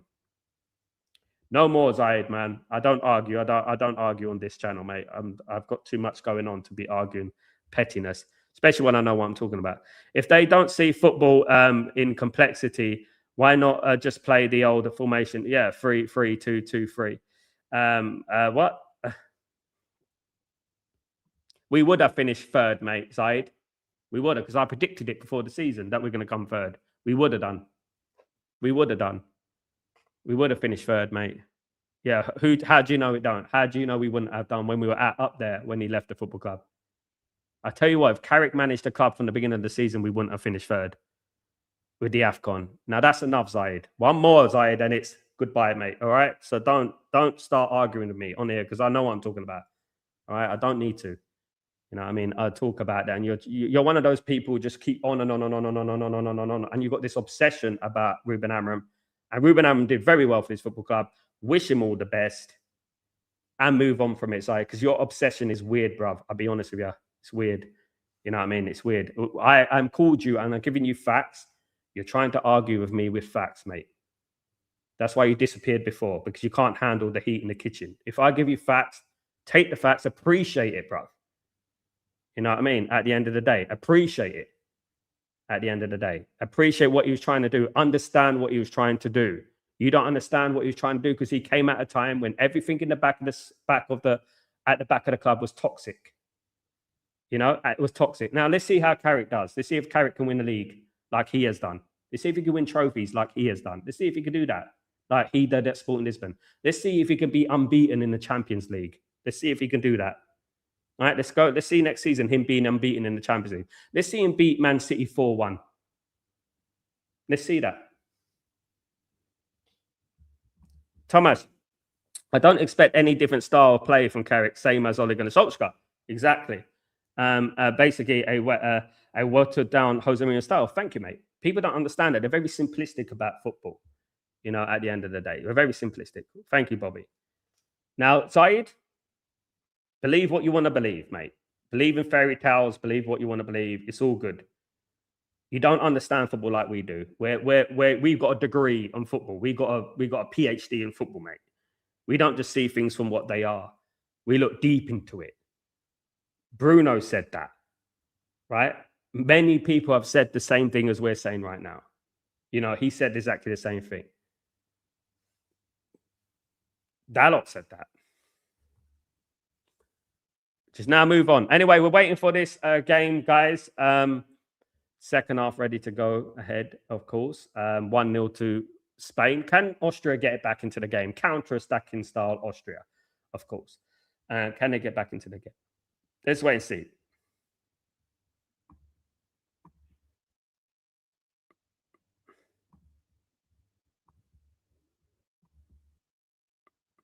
Big up Al Shamari. How you doing? The Portugal v Croatia game makes exactly 1 year since the tragic passing of Diego Jota. I can't believe it's already been a year. RIP Diego Jota. God rest his soul. Absolutely horrible thing that happened. Yeah, exactly a year ago already. It's a long time, man. Really long time. Goodness me. Time flies, doesn't it? Yeah. Best of luck to him. They're my second team in the tournament, by the way, is Portugal. I would love Portugal to win the tournament. People forget really quickly. These bootlickers are driving me nuts. If we had a full sale and still Amram, we would have had a better situation. No fighting over how much to spend on players. Exactly that, mate. Exactly. The manager's never been the problem, and that's the bottom line, Marky, isn't it? The manager's never been the problem. The problem has been the board. Whatever you think about managers, it doesn't really matter because we're going to have the same scenario.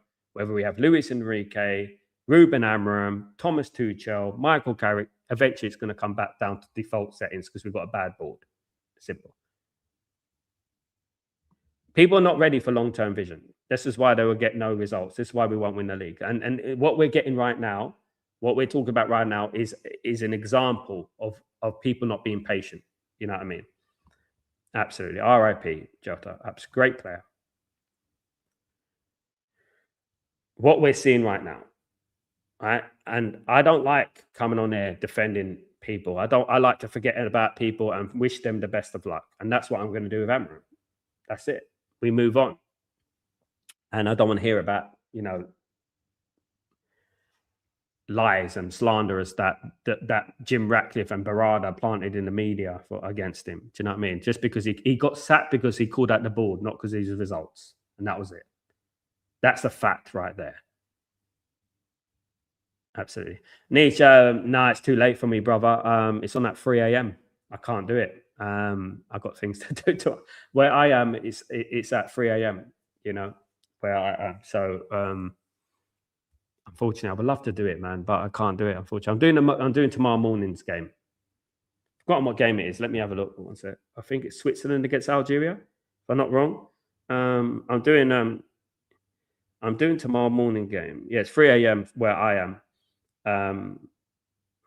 So I'm doing Algeria, Switzerland tomorrow, and I'm doing Australia against Egypt as well. So I'm doing those two games.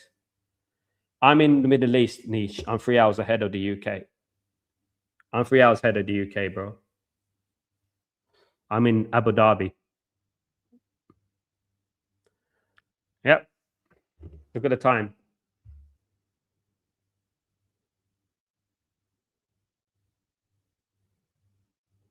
10 past 12, midnight, right now.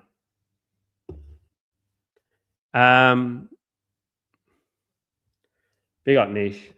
It's good to see you back, mate. Hope you're well. Ultimately, all that's going to happen now. Yeah, so it's even harder for me, niche. You know, you see some people complaining about the England game at 1 o'clock in the morning. I've been waking up 4 in the morning doing the kickoffs and stuff like that. You know what I mean? Here comes Spain. It's going to be 2-0. No, so okay, and next season, when the times go backwards in England, the times in the Middle East, they don't change. They stay the same. So it will be 4 hours. It'll be 4 hours. The games will be, I will be 4 hours ahead of the games. So during Champions League night, for example, we're playing 8 p.m. UK. It'll be midnight for me. So yeah, and it's very difficult to do Man United games at midnight because I feel very passionate about Man United games and stuff. With England and international football, it's like yeah, it's like yeah, you know what I mean? Like all right, yeah, whatever, you know what I mean? But it's difficult. Niche, when are you coming home? Not yet. I'm in Italy at the weekend. Guys, I'm in Italy on Sunday. I will be in Italy on Sunday. So I'll be in Italy for the rest of the World Cup. Then I'm back here in Abu Dhabi. I haven't been back to London in 4 years. So I haven't been back. I've got to see my parents, to be honest with you. But I haven't been back in 4 years. That's one thing about it. You know what I mean?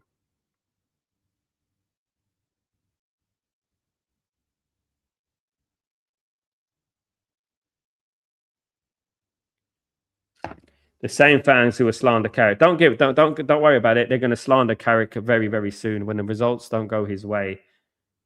When the results don't go his way, they're going to start slandering him. Don't worry about that. They will forget about the board and forget about that, and he'll be the new problem.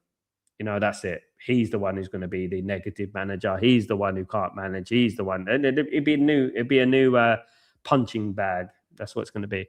Corner for Spain here, guys. 50 minutes on the clock. 1-0 to Spain at this moment. Spain have dominated this game, to be fair. A couple of half chances was Austria, but nothing. It's kind of expected, if I've been honest with you. Anyway, corner coming in. Over the bar. Over the bar.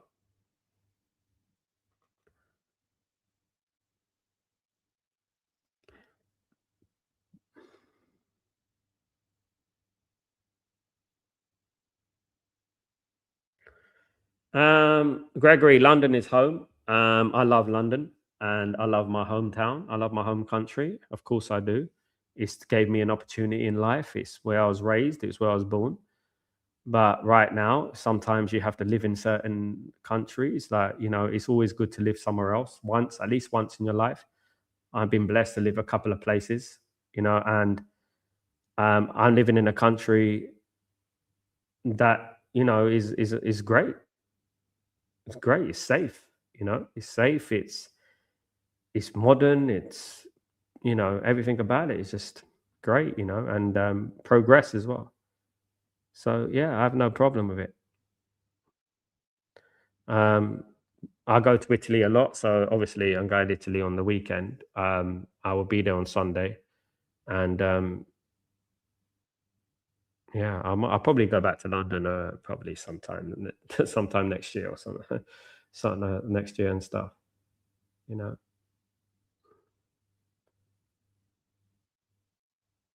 I've always been like a bit of a rolling stone, so to speak. So I've always been like this. Do you know what I mean? So I always travel and stuff. But yeah, when you spend 40 years in London, you know.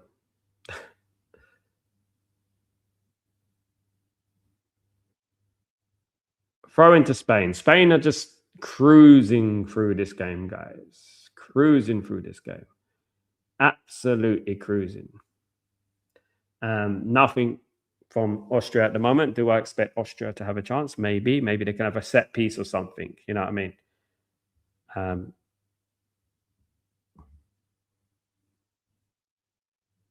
Big up everyone in the stream, guys. Thank you, everyone who's joined me today. I appreciate you all. Really appreciate you. I know that, I'm blabbering on, but thank you.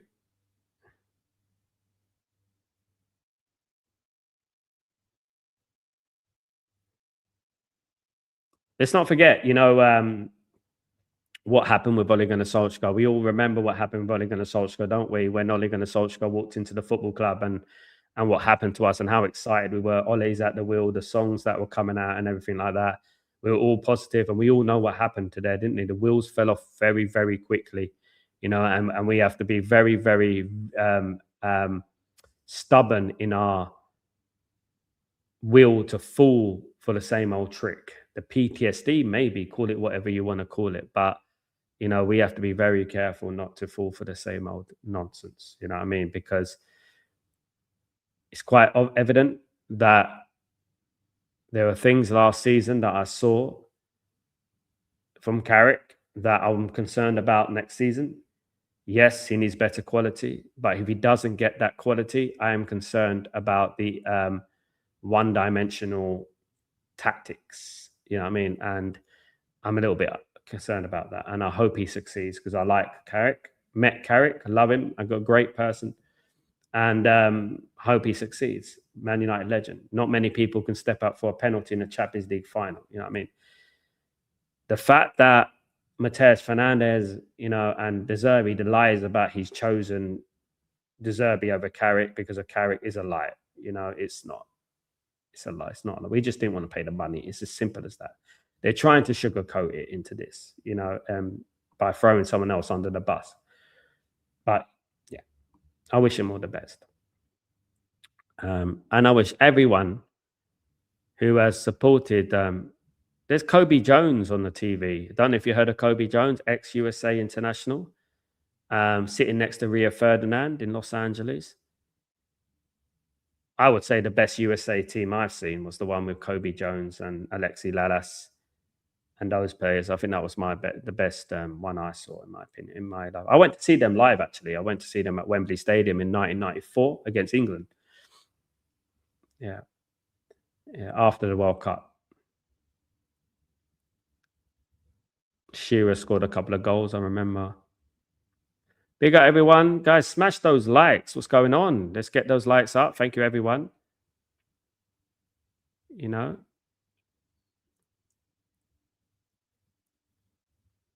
Here comes Spain. Spain is just...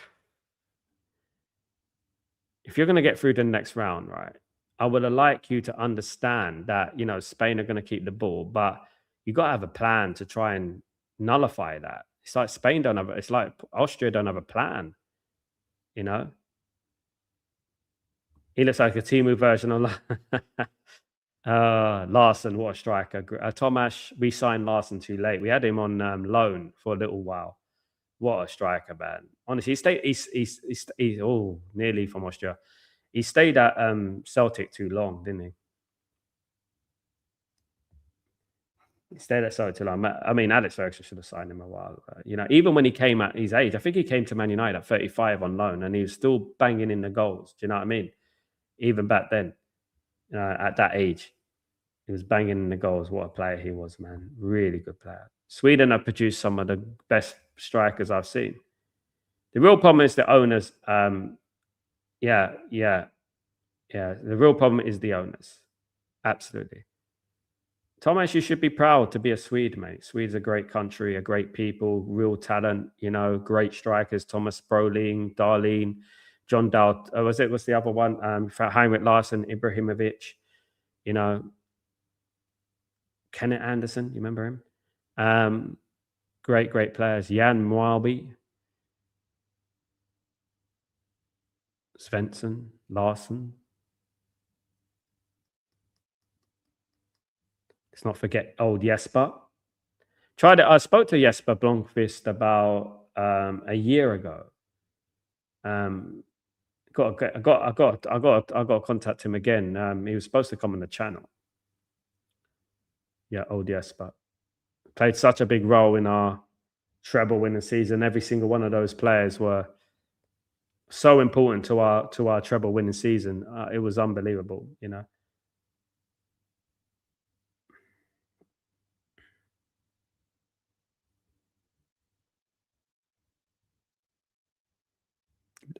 Norway against France is going to be a big game. That's going to be a big game. I was a little bit disappointed in Norway last game. I thought they could have lost that game pretty easily. Um, I think if they play like that against France, I think France will win definitely. But I think the Norwegians have got some sort of kind of resilience about them this time. Obviously, I did do the watch along. We were there. I think you were there, Tomas. We done the watch along. Um, with Norway and Sweden. You know, Sweden were not ready for the World Cup. I'll say that. I said it back then. Sweden are up and coming. They're a younger team. They will get to where you want to be. Absolutely, they're going to be there. You know what I mean? And they always produce great players. In fact, Man United should try and scout some more players from Sweden because we don't do it enough. We used to do it like Norway and Sweden and Denmark. We used to do it quite often. Now we don't do it as frequently as we used to because Scandinavia is such a famous hub for Manchester United players. Not only Man United players, Man United fans. You know, it's unbelievable how many Man United fans there. Look, you know, Tomasz, I've been going to football since a very young age. You know, I went to see Man United against IFK Gothenburg at Old Trafford back in 1994 and things like that. Do you know what I mean? So we won 4-2. I remember it. You know, long, long time ago. Yeah, the Swedish international goalkeeper and goal. I was so torn between when Manchester came to Gothenburg to play a cup in the 90s. Oh, you said it. Oh my God, I didn't even read that, Thomas. Swear to God, I didn't even read that. I didn't even read that. What a team that was. We lost 3-1 away. You remember it? We lost 3-1 away. You see, this is what real Man United fans talk like. We don't even have to look at a bloody Google to do that. You know what I mean? We lost 3-1 away. That Gothenburg team also defeated Barcelona. Also had a good result against Barcelona, if I'm not wrong. And we ended up going out. Man United ended up going out of the group. Unfortunately, back then in the Champions League, you had to play a certain quota of homegrown players, so it's very difficult to play your best team, wasn't it? And it was hard, you know, definitely. But I remember the Gothenburg games. Yeah, we did well at Old Trafford, but that time we were learning. Like we were getting slapped up. We got slapped up 4-0 by Barcelona, and at that time we were learning and we were nurturing, you know, and stuff. And maybe the rules back then kind of helped the class of '92 to help the likes of Paul Scholes and Bex and people like that. Do you know what I mean? And yeah. Ephraim, so do you do watch-alongs for England? I did one last night, Ephraim. You were there, weren't you? I did a watch-along for England last night. Oh, do you mean the Mexico game, Ephraim? Do you mean the Mexico game? Do you mean the Mexico game, Ephraim? I don't think I'll be doing the Mexico game, and I tell you why. Because I'm going to be in Italy at the weekend, and the Mexico game kicks off at 2 a.m. there. So it might be a little bit tricky for me to do it there because I won't have my surroundings here. I film it from a different place. Um,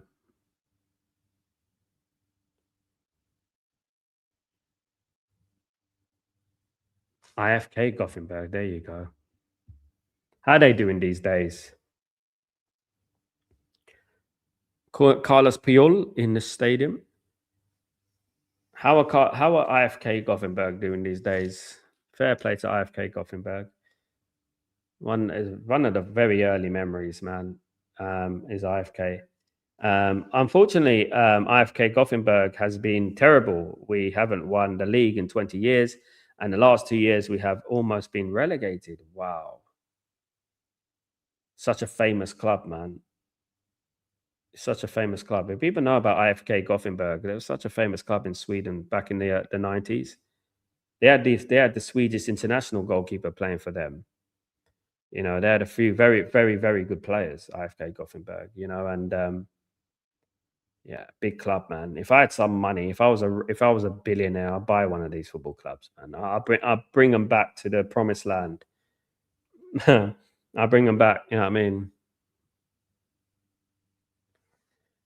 For next one, no, no, no, no, I'm not doing it. It's bad enough watching England at normal time, let alone 2 in the morning. Goodness me. Maybe it's good for insomnia. I don't know, but yeah, you know, shame about Senegal. Yes. You know, Nikki, you know, when it was 2-0 to Senegal with about a few minutes left, just shut the shop, close the door, man. Close the door. But it wasn't a penalty. It wasn't a penalty for me. In my opinion, it wasn't a penalty. I think I was very soft. Um, I think if that was the other way around, if that was Senegal falling over there, in that he played for, I mean, Tillman's played for that, to be honest with you. He played for that. Thomas, we are like United. Everybody hates IFK Gothenburg, Sweden. But yeah, it's you know, it's hated, adored, never ignored, isn't it? That's what it is, isn't it? Let them hate on. You'll be back, my friend. You will be back. Don't worry. IFK Gothenburg. I tell you this right now, Thomas. Right, I will see IFK Gothenburg back in the Champions League before you know it. I'll see them back in the Champions League. Mark my words, mate. You're going to see them back in the Champions League. And I'm going to remind you, you remember when I said they're going to be back in the Champions League? There you go. You're going to see them in the Champions League. Be nice for me because it's one of the first Champions League games I went to, you know, was the IFK Gothenburg game. It was Old Trafford 4-2, you know.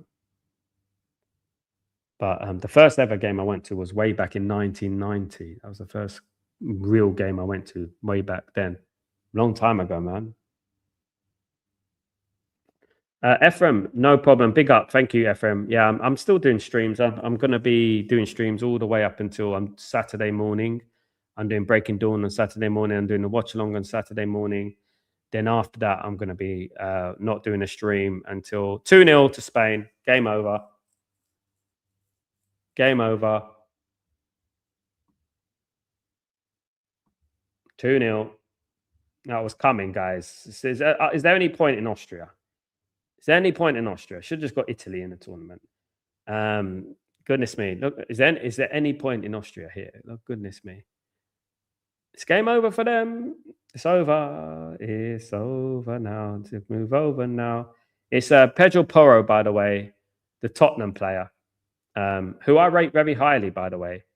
One of the best right backs in the world playing for Spurs. Spurs have got a few players now, you know, the best. You know what I mean? They are building up, to be honest, to be fair. They are building up. So it's 2-0 to Spain, guys. Surely it's game, set, and match now. Surely it's game, set, and match. He's onside there, isn't he? Yeah. 2-0. Game over. It's over. It's game over, guys.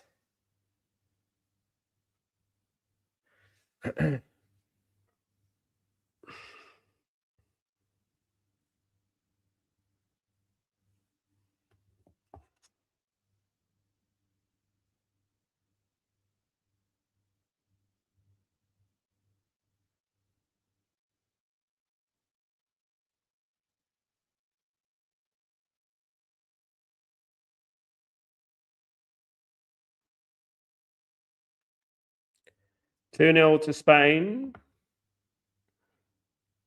Austrian Airways is we're getting the engines ready. Austria Air. Have you ever been on Austria Air? I went on Austria Air from Vienna once. And they gave, you know what their meal was? You know what they gave me as a meal? You know what they gave me? A chocolate. Like a chocolate. It was just a chocolate. That's what they gave. Just a chocolate. You know? Yeah. I can't wait for the Colombia versus Ghana game. I love to see how Colombia is giving 100 for each other. Yeah. Colombia always, every tournament, they do the same thing. But the problem with Colombia is that they're so similar every tournament, and they give it all. They got talent a little bit, and then but eventually when they come up against that proper team, they drop. You know, like I said, I would like any one of those to win the World Cup. I would like anyone to win the World Cup. I know I'm English. I want England to win the World Cup. That's unlikely, but I would like anyone else to win the World Cup, but Argentina.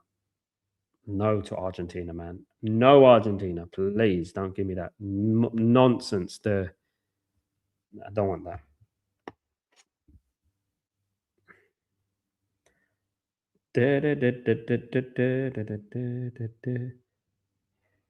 Yeah, exactly, Ephraim. Austria, just a waste of time, mate. You know, they came here to lose. They didn't come here to play.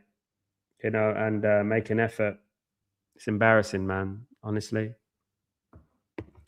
they came here to lose. 22 minutes to go. I only can see this being 3-0, 4-0, to be honest with you. I can't see anything other than that. I can only see this being 2-0, 3-0 to Spain. I can't see Austria getting that. I mean, if Austria get a goal, maybe, but I can't even see them. They haven't tried to get a goal. I haven't seen one moment. Where's a Bolo, by the way? Wasn't it a Bolo used to be all right for them? He used to be a decent striker. Where's he?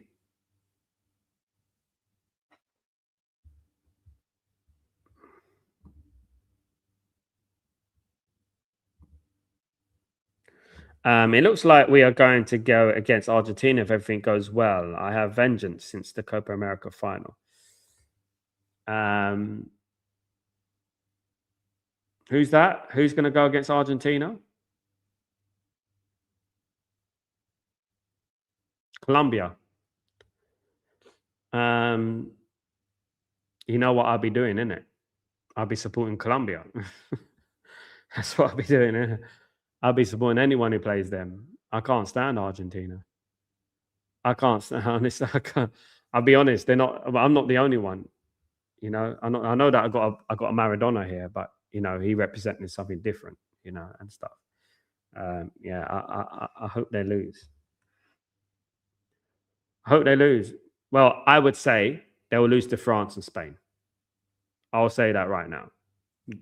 They will lose to France. They will lose to France and Spain, in my opinion. We got everyone finally reached for 14,700 subscribers, guys. Let's get it up, guys. Come on, let's get the subscriptions up. I want to reach 15,000. Can I do it by? I don't think I can do it before the end of the World Cup. I should believe, but I don't think it can happen. You never know.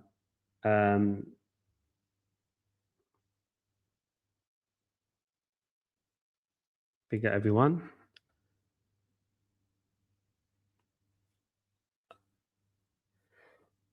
Oh, Salchipapa, Spain, Omo and Bain has come off, and Torres and what's that? Marino of Arsenal's come on. So Ferran Torres and Mikel Marino has come on for them. All the Arsenal players are on the bench. What's going on? I thought these Arsenal players were the best in the world. All of them on the bench. You know, about 19 minutes to go, guys. Here, it's just like a walk in the park for Spain. Ralph Ragnick expected better for you, my friend. The Austria manager expected a lot better from Ralph Ragnick.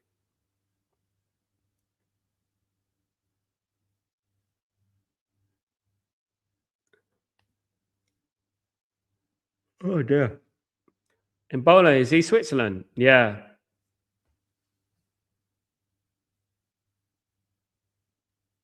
Yeah. He was the only one who was scoring them any goals, wasn't he? Ebola. He was the only one who created all the pressure, you know. I mean, yeah, I mean, like he doesn't play for Austria. I mean, Embolo. I mean, they need a player like Embolo. Sorry, Ephraim. Because Switzerland remind me a lot of Austria. You know, the way they play. They're from the same part of the world. So that's what Austria need. They need a player like Embolo. They don't have one, but that's what they need. Basically, sorry, I didn't clarify that. They need an Embolo type player. They don't have anyone like that because Switzerland can get by. with an Embolo and all that. But Austria don't really have that. They don't really have a good striker who could put the ball in the back of the net. He's proven that he could put the ball in the back of the net. Do you know what I mean? They don't really have that. You know.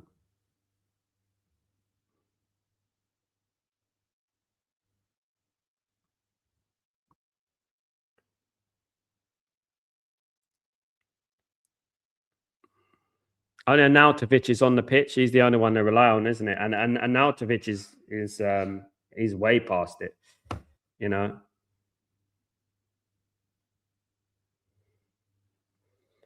Big up Thomas. I'll definitely holler at you, my bro. 100%, man. 100%.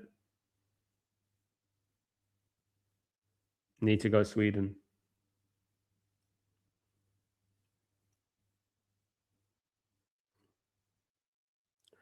Um, I would love that, Thomas. That'd be amazing. Yeah, that'd be amazing. Who are the champions now in Sweden, Thomas? Is it it's not Molde. Molde's Norway, isn't it? Molde's Sweden. Sweden. So Molde's Norway. Molde's Norway. So yeah. Um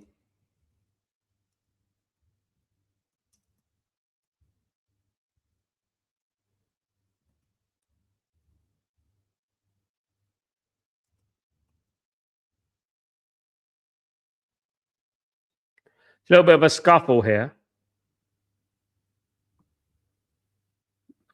Not Molde, Malmo. Malmo. Malmo are Malmo the champions. I know there's AIK, Hammarby. Hammarby were in the lower divisions for a while. I remember Hammarby. I think they got relegated. BK Hacken and all these teams. You know, a small club called Mialby in the southeast. Wow, it's crazy, man. So they're like the underdogs. They went and won the league, sort of thing. Like it's like a Leicester. So they were like a Leicester.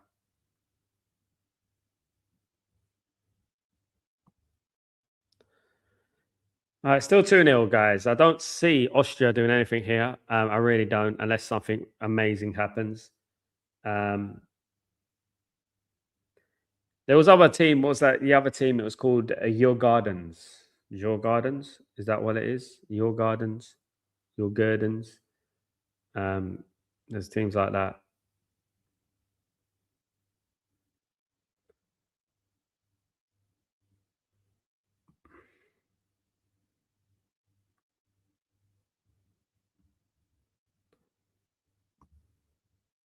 Big up, my friend.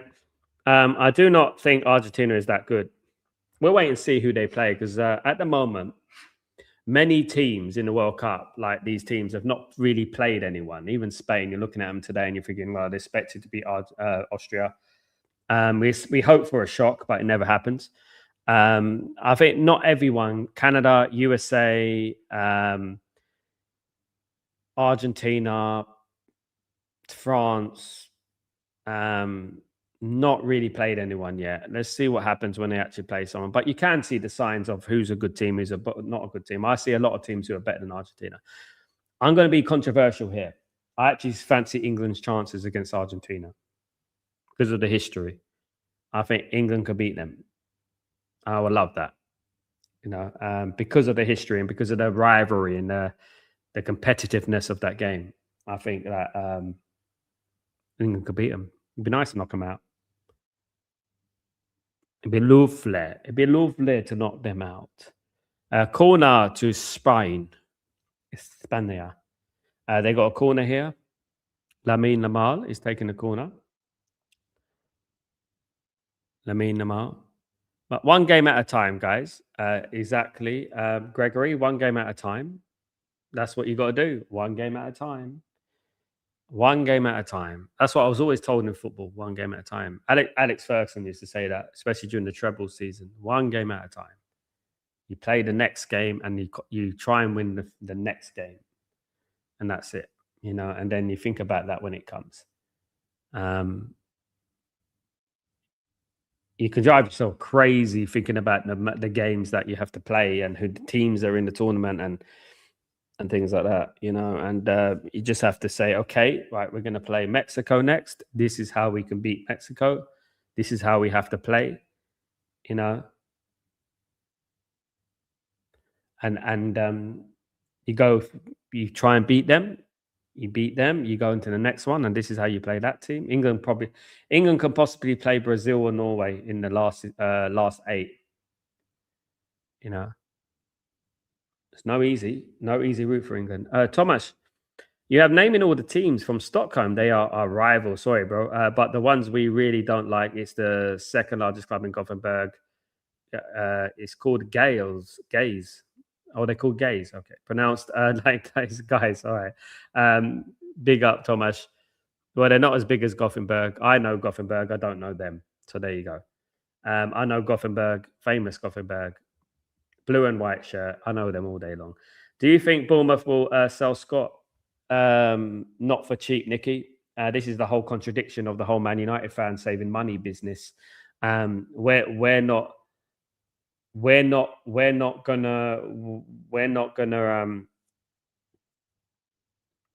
buy Scott if he's 80 million, isn't it? Because then it would say, why didn't we buy Mateus Fernandez? So we're looking at a situation where we're not going to buy anyone because they're all going to be valued at the same price. You know, doesn't make any sense, does it? Because you sink or swim, you know, and that's what I would say. Thomas, these derby matches are so intense, it's ridiculous. Yeah, I know how you feel, mate. I feel it when we're playing Liverpool. I don't. One of the worst game I don't like playing is when we play Arsenal. I don't like losing to Arsenal. I don't like losing to Arsenal at all. That's the worst one. I hate.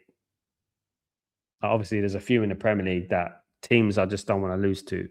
Arsenal, Liverpool, Man City as well. Obviously, these games, and it's so many as well. So competitive. It's Spain are going for a third, cleared away from Austria, cleared away.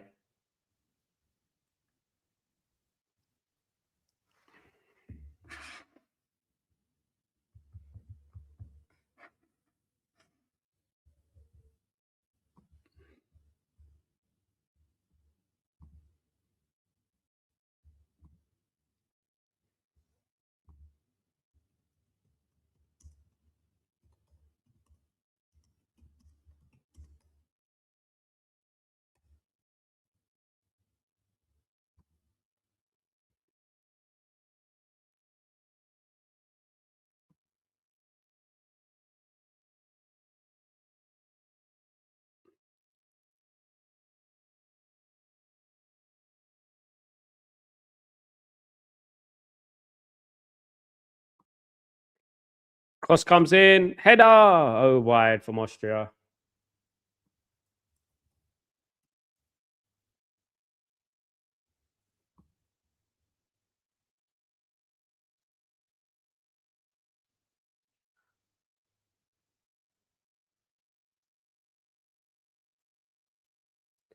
So, guys, I just want to put this in, like, you know, I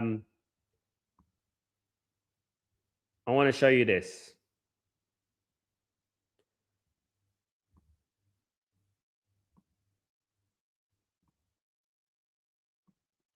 So, when you look at this,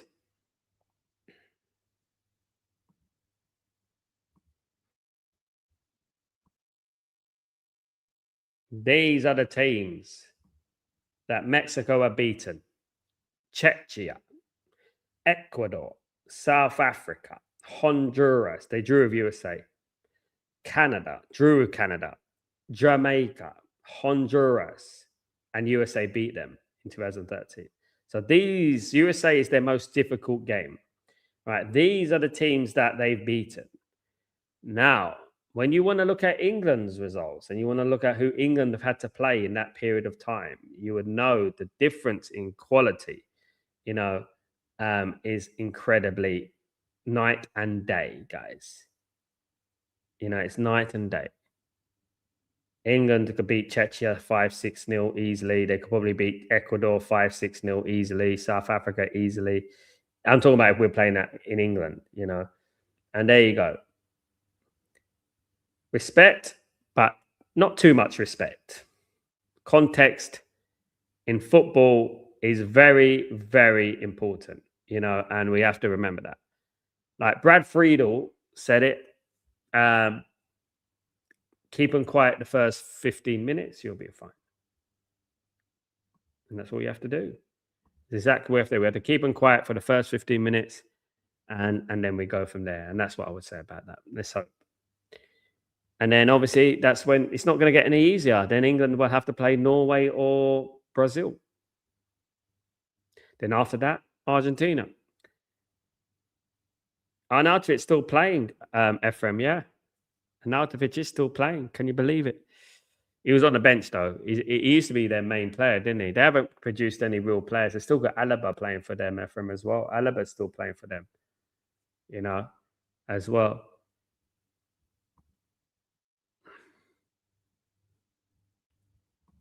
Big out everyone in the stream, guys. Up here, smash right. You never know, Tomasz. I think it's a very close game. I think Norway are more dangerous. Almost 3-0, saved on the line. Almost 3-0.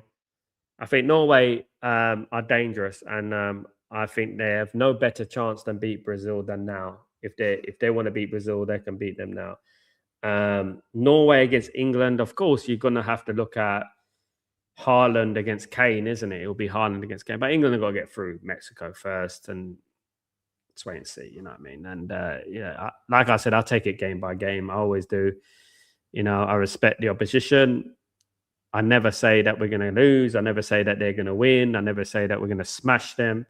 I never say things like that. I'll just say that, you know, we have to be on top of our game if we're going to knock out Mexico. And if we knock out Mexico, the next one will be Norway, maybe, or Brazil, which is obviously a name. One thing I would say to Norwegians is that don't play the name, play the game. Don't play Brazil, play the football match. Because I know a lot of people, a lot of teams would enter a game against Brazil and see the name Brazil and think, oh, you know, this is going to be tough. You know, I remember the 1998 World Cup when Denmark played Brazil in was it the quarterfinal? Yeah, it was the quarterfinal, wasn't it? Or the semi-final. And I think it was the quarterfinal. I think Brazil played Holland in the semi. And I felt Denmark should have won that game. They played very well. I think they lost 3-2. But they were better than Brazil on that day, I think. And it's just that I felt that at times they just played Brazil, not played the football match, if you know what I mean. Back then, you know, just have to, you know, believe in your own ability. And that's what you have to do. Norway got some good players. Obviously, you've got Nusa, who I'm a big fan of. Obviously, Haaland, very good player as well. A couple of players in that Norwegian team that are quite good. Good game changers there. Ryerson is a good player as well on the right back, right wing back.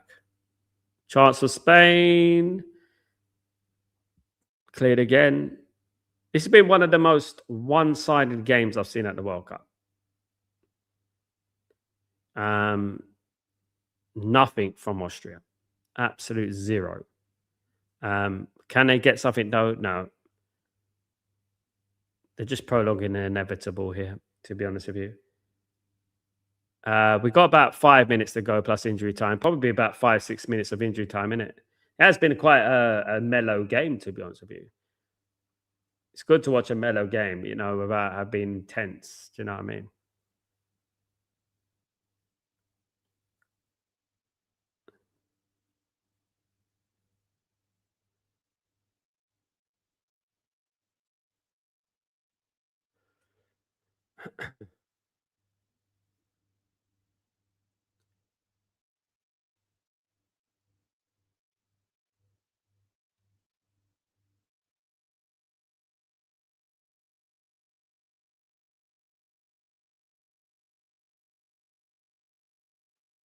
Big up everyone. Thank you for joining me today, by the way. Don't forget to smash a like on the video if you guys can do that for me. I've given you all the link to the game tomorrow.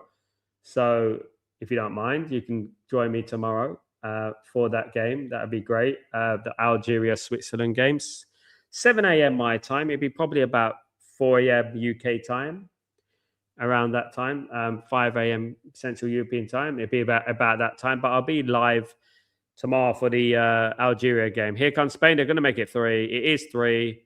Game, set, match. And Aranzabal has got the third goal, guys. 3-0 to Spain. 3-0. Thank you, guys. This has been a walk in the park for España, guys. A walk in the park for Spain. It's 3-0.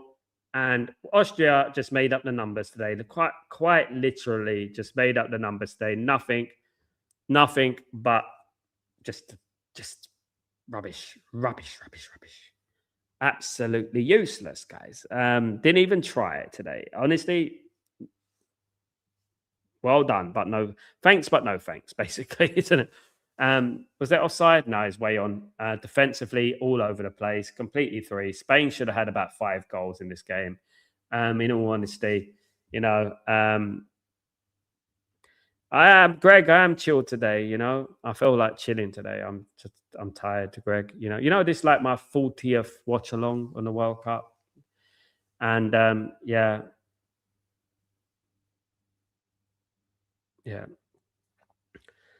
I don't know. I just think that Mexico and Brazil are beatable, and I don't think either of them will win the World Cup. So, you know, that's it. That's about it. You know, so yeah, I'd be far more scared if we were playing Spain, France, or any one of those teams. Far more scared. I'd be more scared if we were playing Norway. You know, Mexico would be hard for the first 20 minutes of the game. If you can hold them out for the first 20 minutes, Brad Friedel said it. I watched a lot of interviews. I watched a lot of facts and things like that about the game. And I do that. I don't just analyze things from emotion. I look at the game. I listen to people who won there, i.e. Brad Friedel of the USA. And I listen to what they say, and I say, okay, yeah. So, and if I was an England manager, this is what I would do. I listen to these guys and say, like, you know, the first 15, 20 minutes of the game, it's going to be noisy. There's going to be the crowd on top of you. There's going to be altitude. You're going to have to be calm. You keep it tight, right? England would have already prepared for this. I know for a fact England would have already prepared for Mexico City. They would have already done it. And the most important thing for England is that they can't defend like they defended against Congo, even though Congo are a good side. Let's not forget who Congo had to beat to get to the World Cup. Yeah, you know what I mean? Very difficult route. They had to beat a CONCACAF team. They had to beat Jamaica to get to the World Cup, as well as Nigeria and teams like that. You know, and I would say this: just in the World Cup throws you curveballs, and you have to overcome every single obstacle. You know, that's what you have to do, and that determines whether you're good enough to win the World Cup or not. Personally, in my opinion, I think England will beat Mexico. I don't think it's a guarantee, but I think they will eventually. But I don't think England win the World Cup because I just feel like England are lacking so much defensively. And as the great Sir Alex Ferguson said, titles are won on defense. I think England can get to the quarterfinals. Yeah, I think they can get about that. And I think they need to rebuild when they get back to England and start rebuilding the team, you know, and that's what they need to do. They've left too many players at home. They've got a lot of good youngsters coming through, especially for the under-17s and the under-21s. And they need to just rebuild, guys. That's what they need to do. We've got 6 minutes of intro time, about 4 minutes of it left to play. Guys, I really appreciate you, though, guys, for joining me this watch along. I do appreciate it. Thank you so much, guys. Really do appreciate it. So nice calm watch. I knew Spain would win today, guys. It's one of those games, you know. Thank you, Gregory. You're a legend, mate. Look, I just knew. No, I thought I'd be cool today because Spain are going to win. I knew Spain will win. I don't see a threat from Austria at all. The biggest disappointment for me is I'm traveling on the evening of Saturday, my time, which is about 11 p.m. my time. And I will miss some of the last 16 games. I think I missed the France one. I think I missed the France one. Morocco one. I think I missed the Morocco one, which is, I think I do. Let me have a look. Let me just have a look. So I'm doing Switzerland, Algeria tomorrow. I'm doing Australia, Egypt, and then on Saturday I'm doing Colombia against Ghana on Saturday morning. I'm getting up in the morning.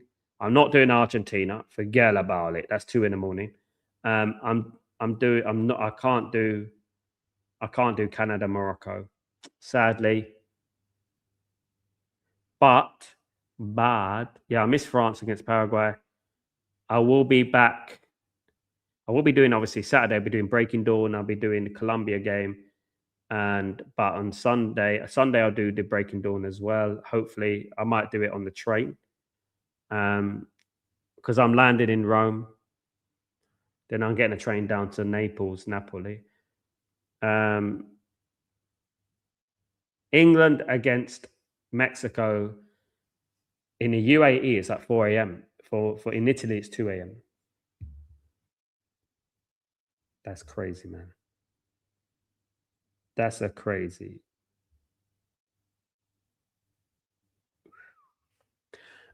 Big up, Bobby, legend. Absolute Sal. They can beat anyone on the quality is there. Just take every game as it comes and look at every game individually.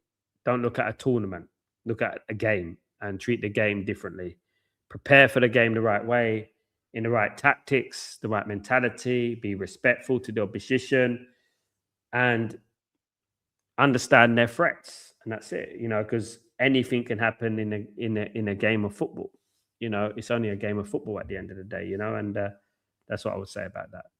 We got about a minute to go, guys, and then we're out of here. Let me know if the game is finished, guys. I can't see Austria doing anything here. Cucurella on the left-hand side. Now, I would analyze Spain and I'll say you can get at Spanish defense. The defense isn't the best, in my opinion. I think you can get at them. This is what frustrates me about Austria today. I don't think they really went for it, at least a little bit. I think that disappointed me the most today with Austria. It really did. They needed to do a lot more.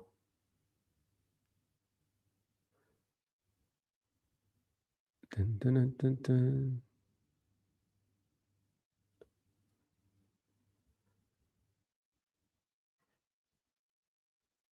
Big everyone on the stream, smash those likes.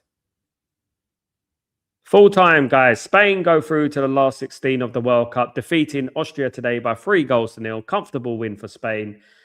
They move on, guys, to play either Portugal or Croatia in the next round, guys. That should be a massive game. If it's Spain and Portugal, that's a big game, isn't it? That's going to be a hell of a game, isn't it? So they move on to that, guys. They move on to the last 16, over to Portugal and Croatia, guys, for that game. To whoever wins that game will play against Spain, guys. Absolutely. Big up Spain. Well done. And let's see what the game Croatia and Portugal will bring. Absolutely. We're going to see how good Croatia are, because obviously England dismantled Croatia, didn't they? Absolutely. Thank you, everyone who's joined me today. I really appreciate you all. Thank you, guys. Guys,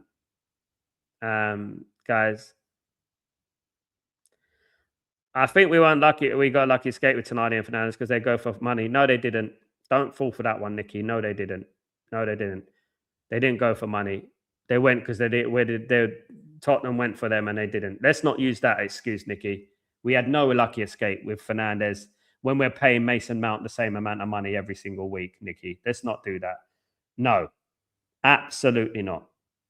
They got 2 world-class players and we missed out on them. And we have to hold that. We didn't have no lucky escape, mate. Because if we have that mentality, we're not going to get anyone. Because 250 grand a week You know how many players we're paying 250 grand a week? Luke Shaw, Mason Mount. All of them are getting 250 grand a week. So they did not go for money. Do not fall for that chestnut because that's what they want.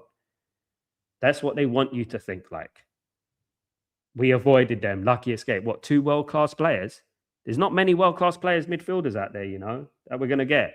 Tchouameni's going to want that money. We're going to miss out on him too. Scott's going to want a bit like that. We're going to miss out on him. No. Let's not use the Glazer-nomic Glinios excuse there. They need to change their framework. They need to change their wage structure. That's what they need to do. We had no escape. We're losers, mate. The Glazers and Ineos are losers. We lost to Spurs. We lost. We're embarrassment right now as we speak. We're getting bantered left, right, and center by everybody. All right? And we did not get a lucky escape. No. That's the worst comment of the night. You know what I mean? Oh my God, I forgot about Mason. What an absolute waste of money. There you go, Thomas. I mean, anyone who thinks that we're being, we had a lucky escape. My goodness me. If that's a lucky escape, I like to know what a bad escape is. My goodness me. Go gadget Glazers. I think there's too many go gadget Glazers. I think people are being brainwashed, Gregory. I think people are actually being brainwashed. Honestly, it's ridiculous, man. How many players are paying for 250, 300 grand a week, and we had a lucky escape? Oh my goodness. Tonali, world class. Mateus Fernandes going to be world class. They've got Mateus Fernandes and Tonali in their midfield next season. Who we got? Edison. Edison, no one wanted him. Nobody wanted Edison. He was cheap and easy. That's why we got Edison. So let's not even go there, man, honestly. And he's getting about 200 grand a week, nearly. So what's the point? You know what I mean? So, yes, it's a big contradiction, and that's it. Guys, thank you for everyone for joining me. Really appreciate you. Have a great evening, night, morning, wherever you are in the world. I'm Sal. See you tomorrow. See you in a few hours, should I say, for the Switzerland against Algeria watch along, guys. See you then. Have a great night. Peace.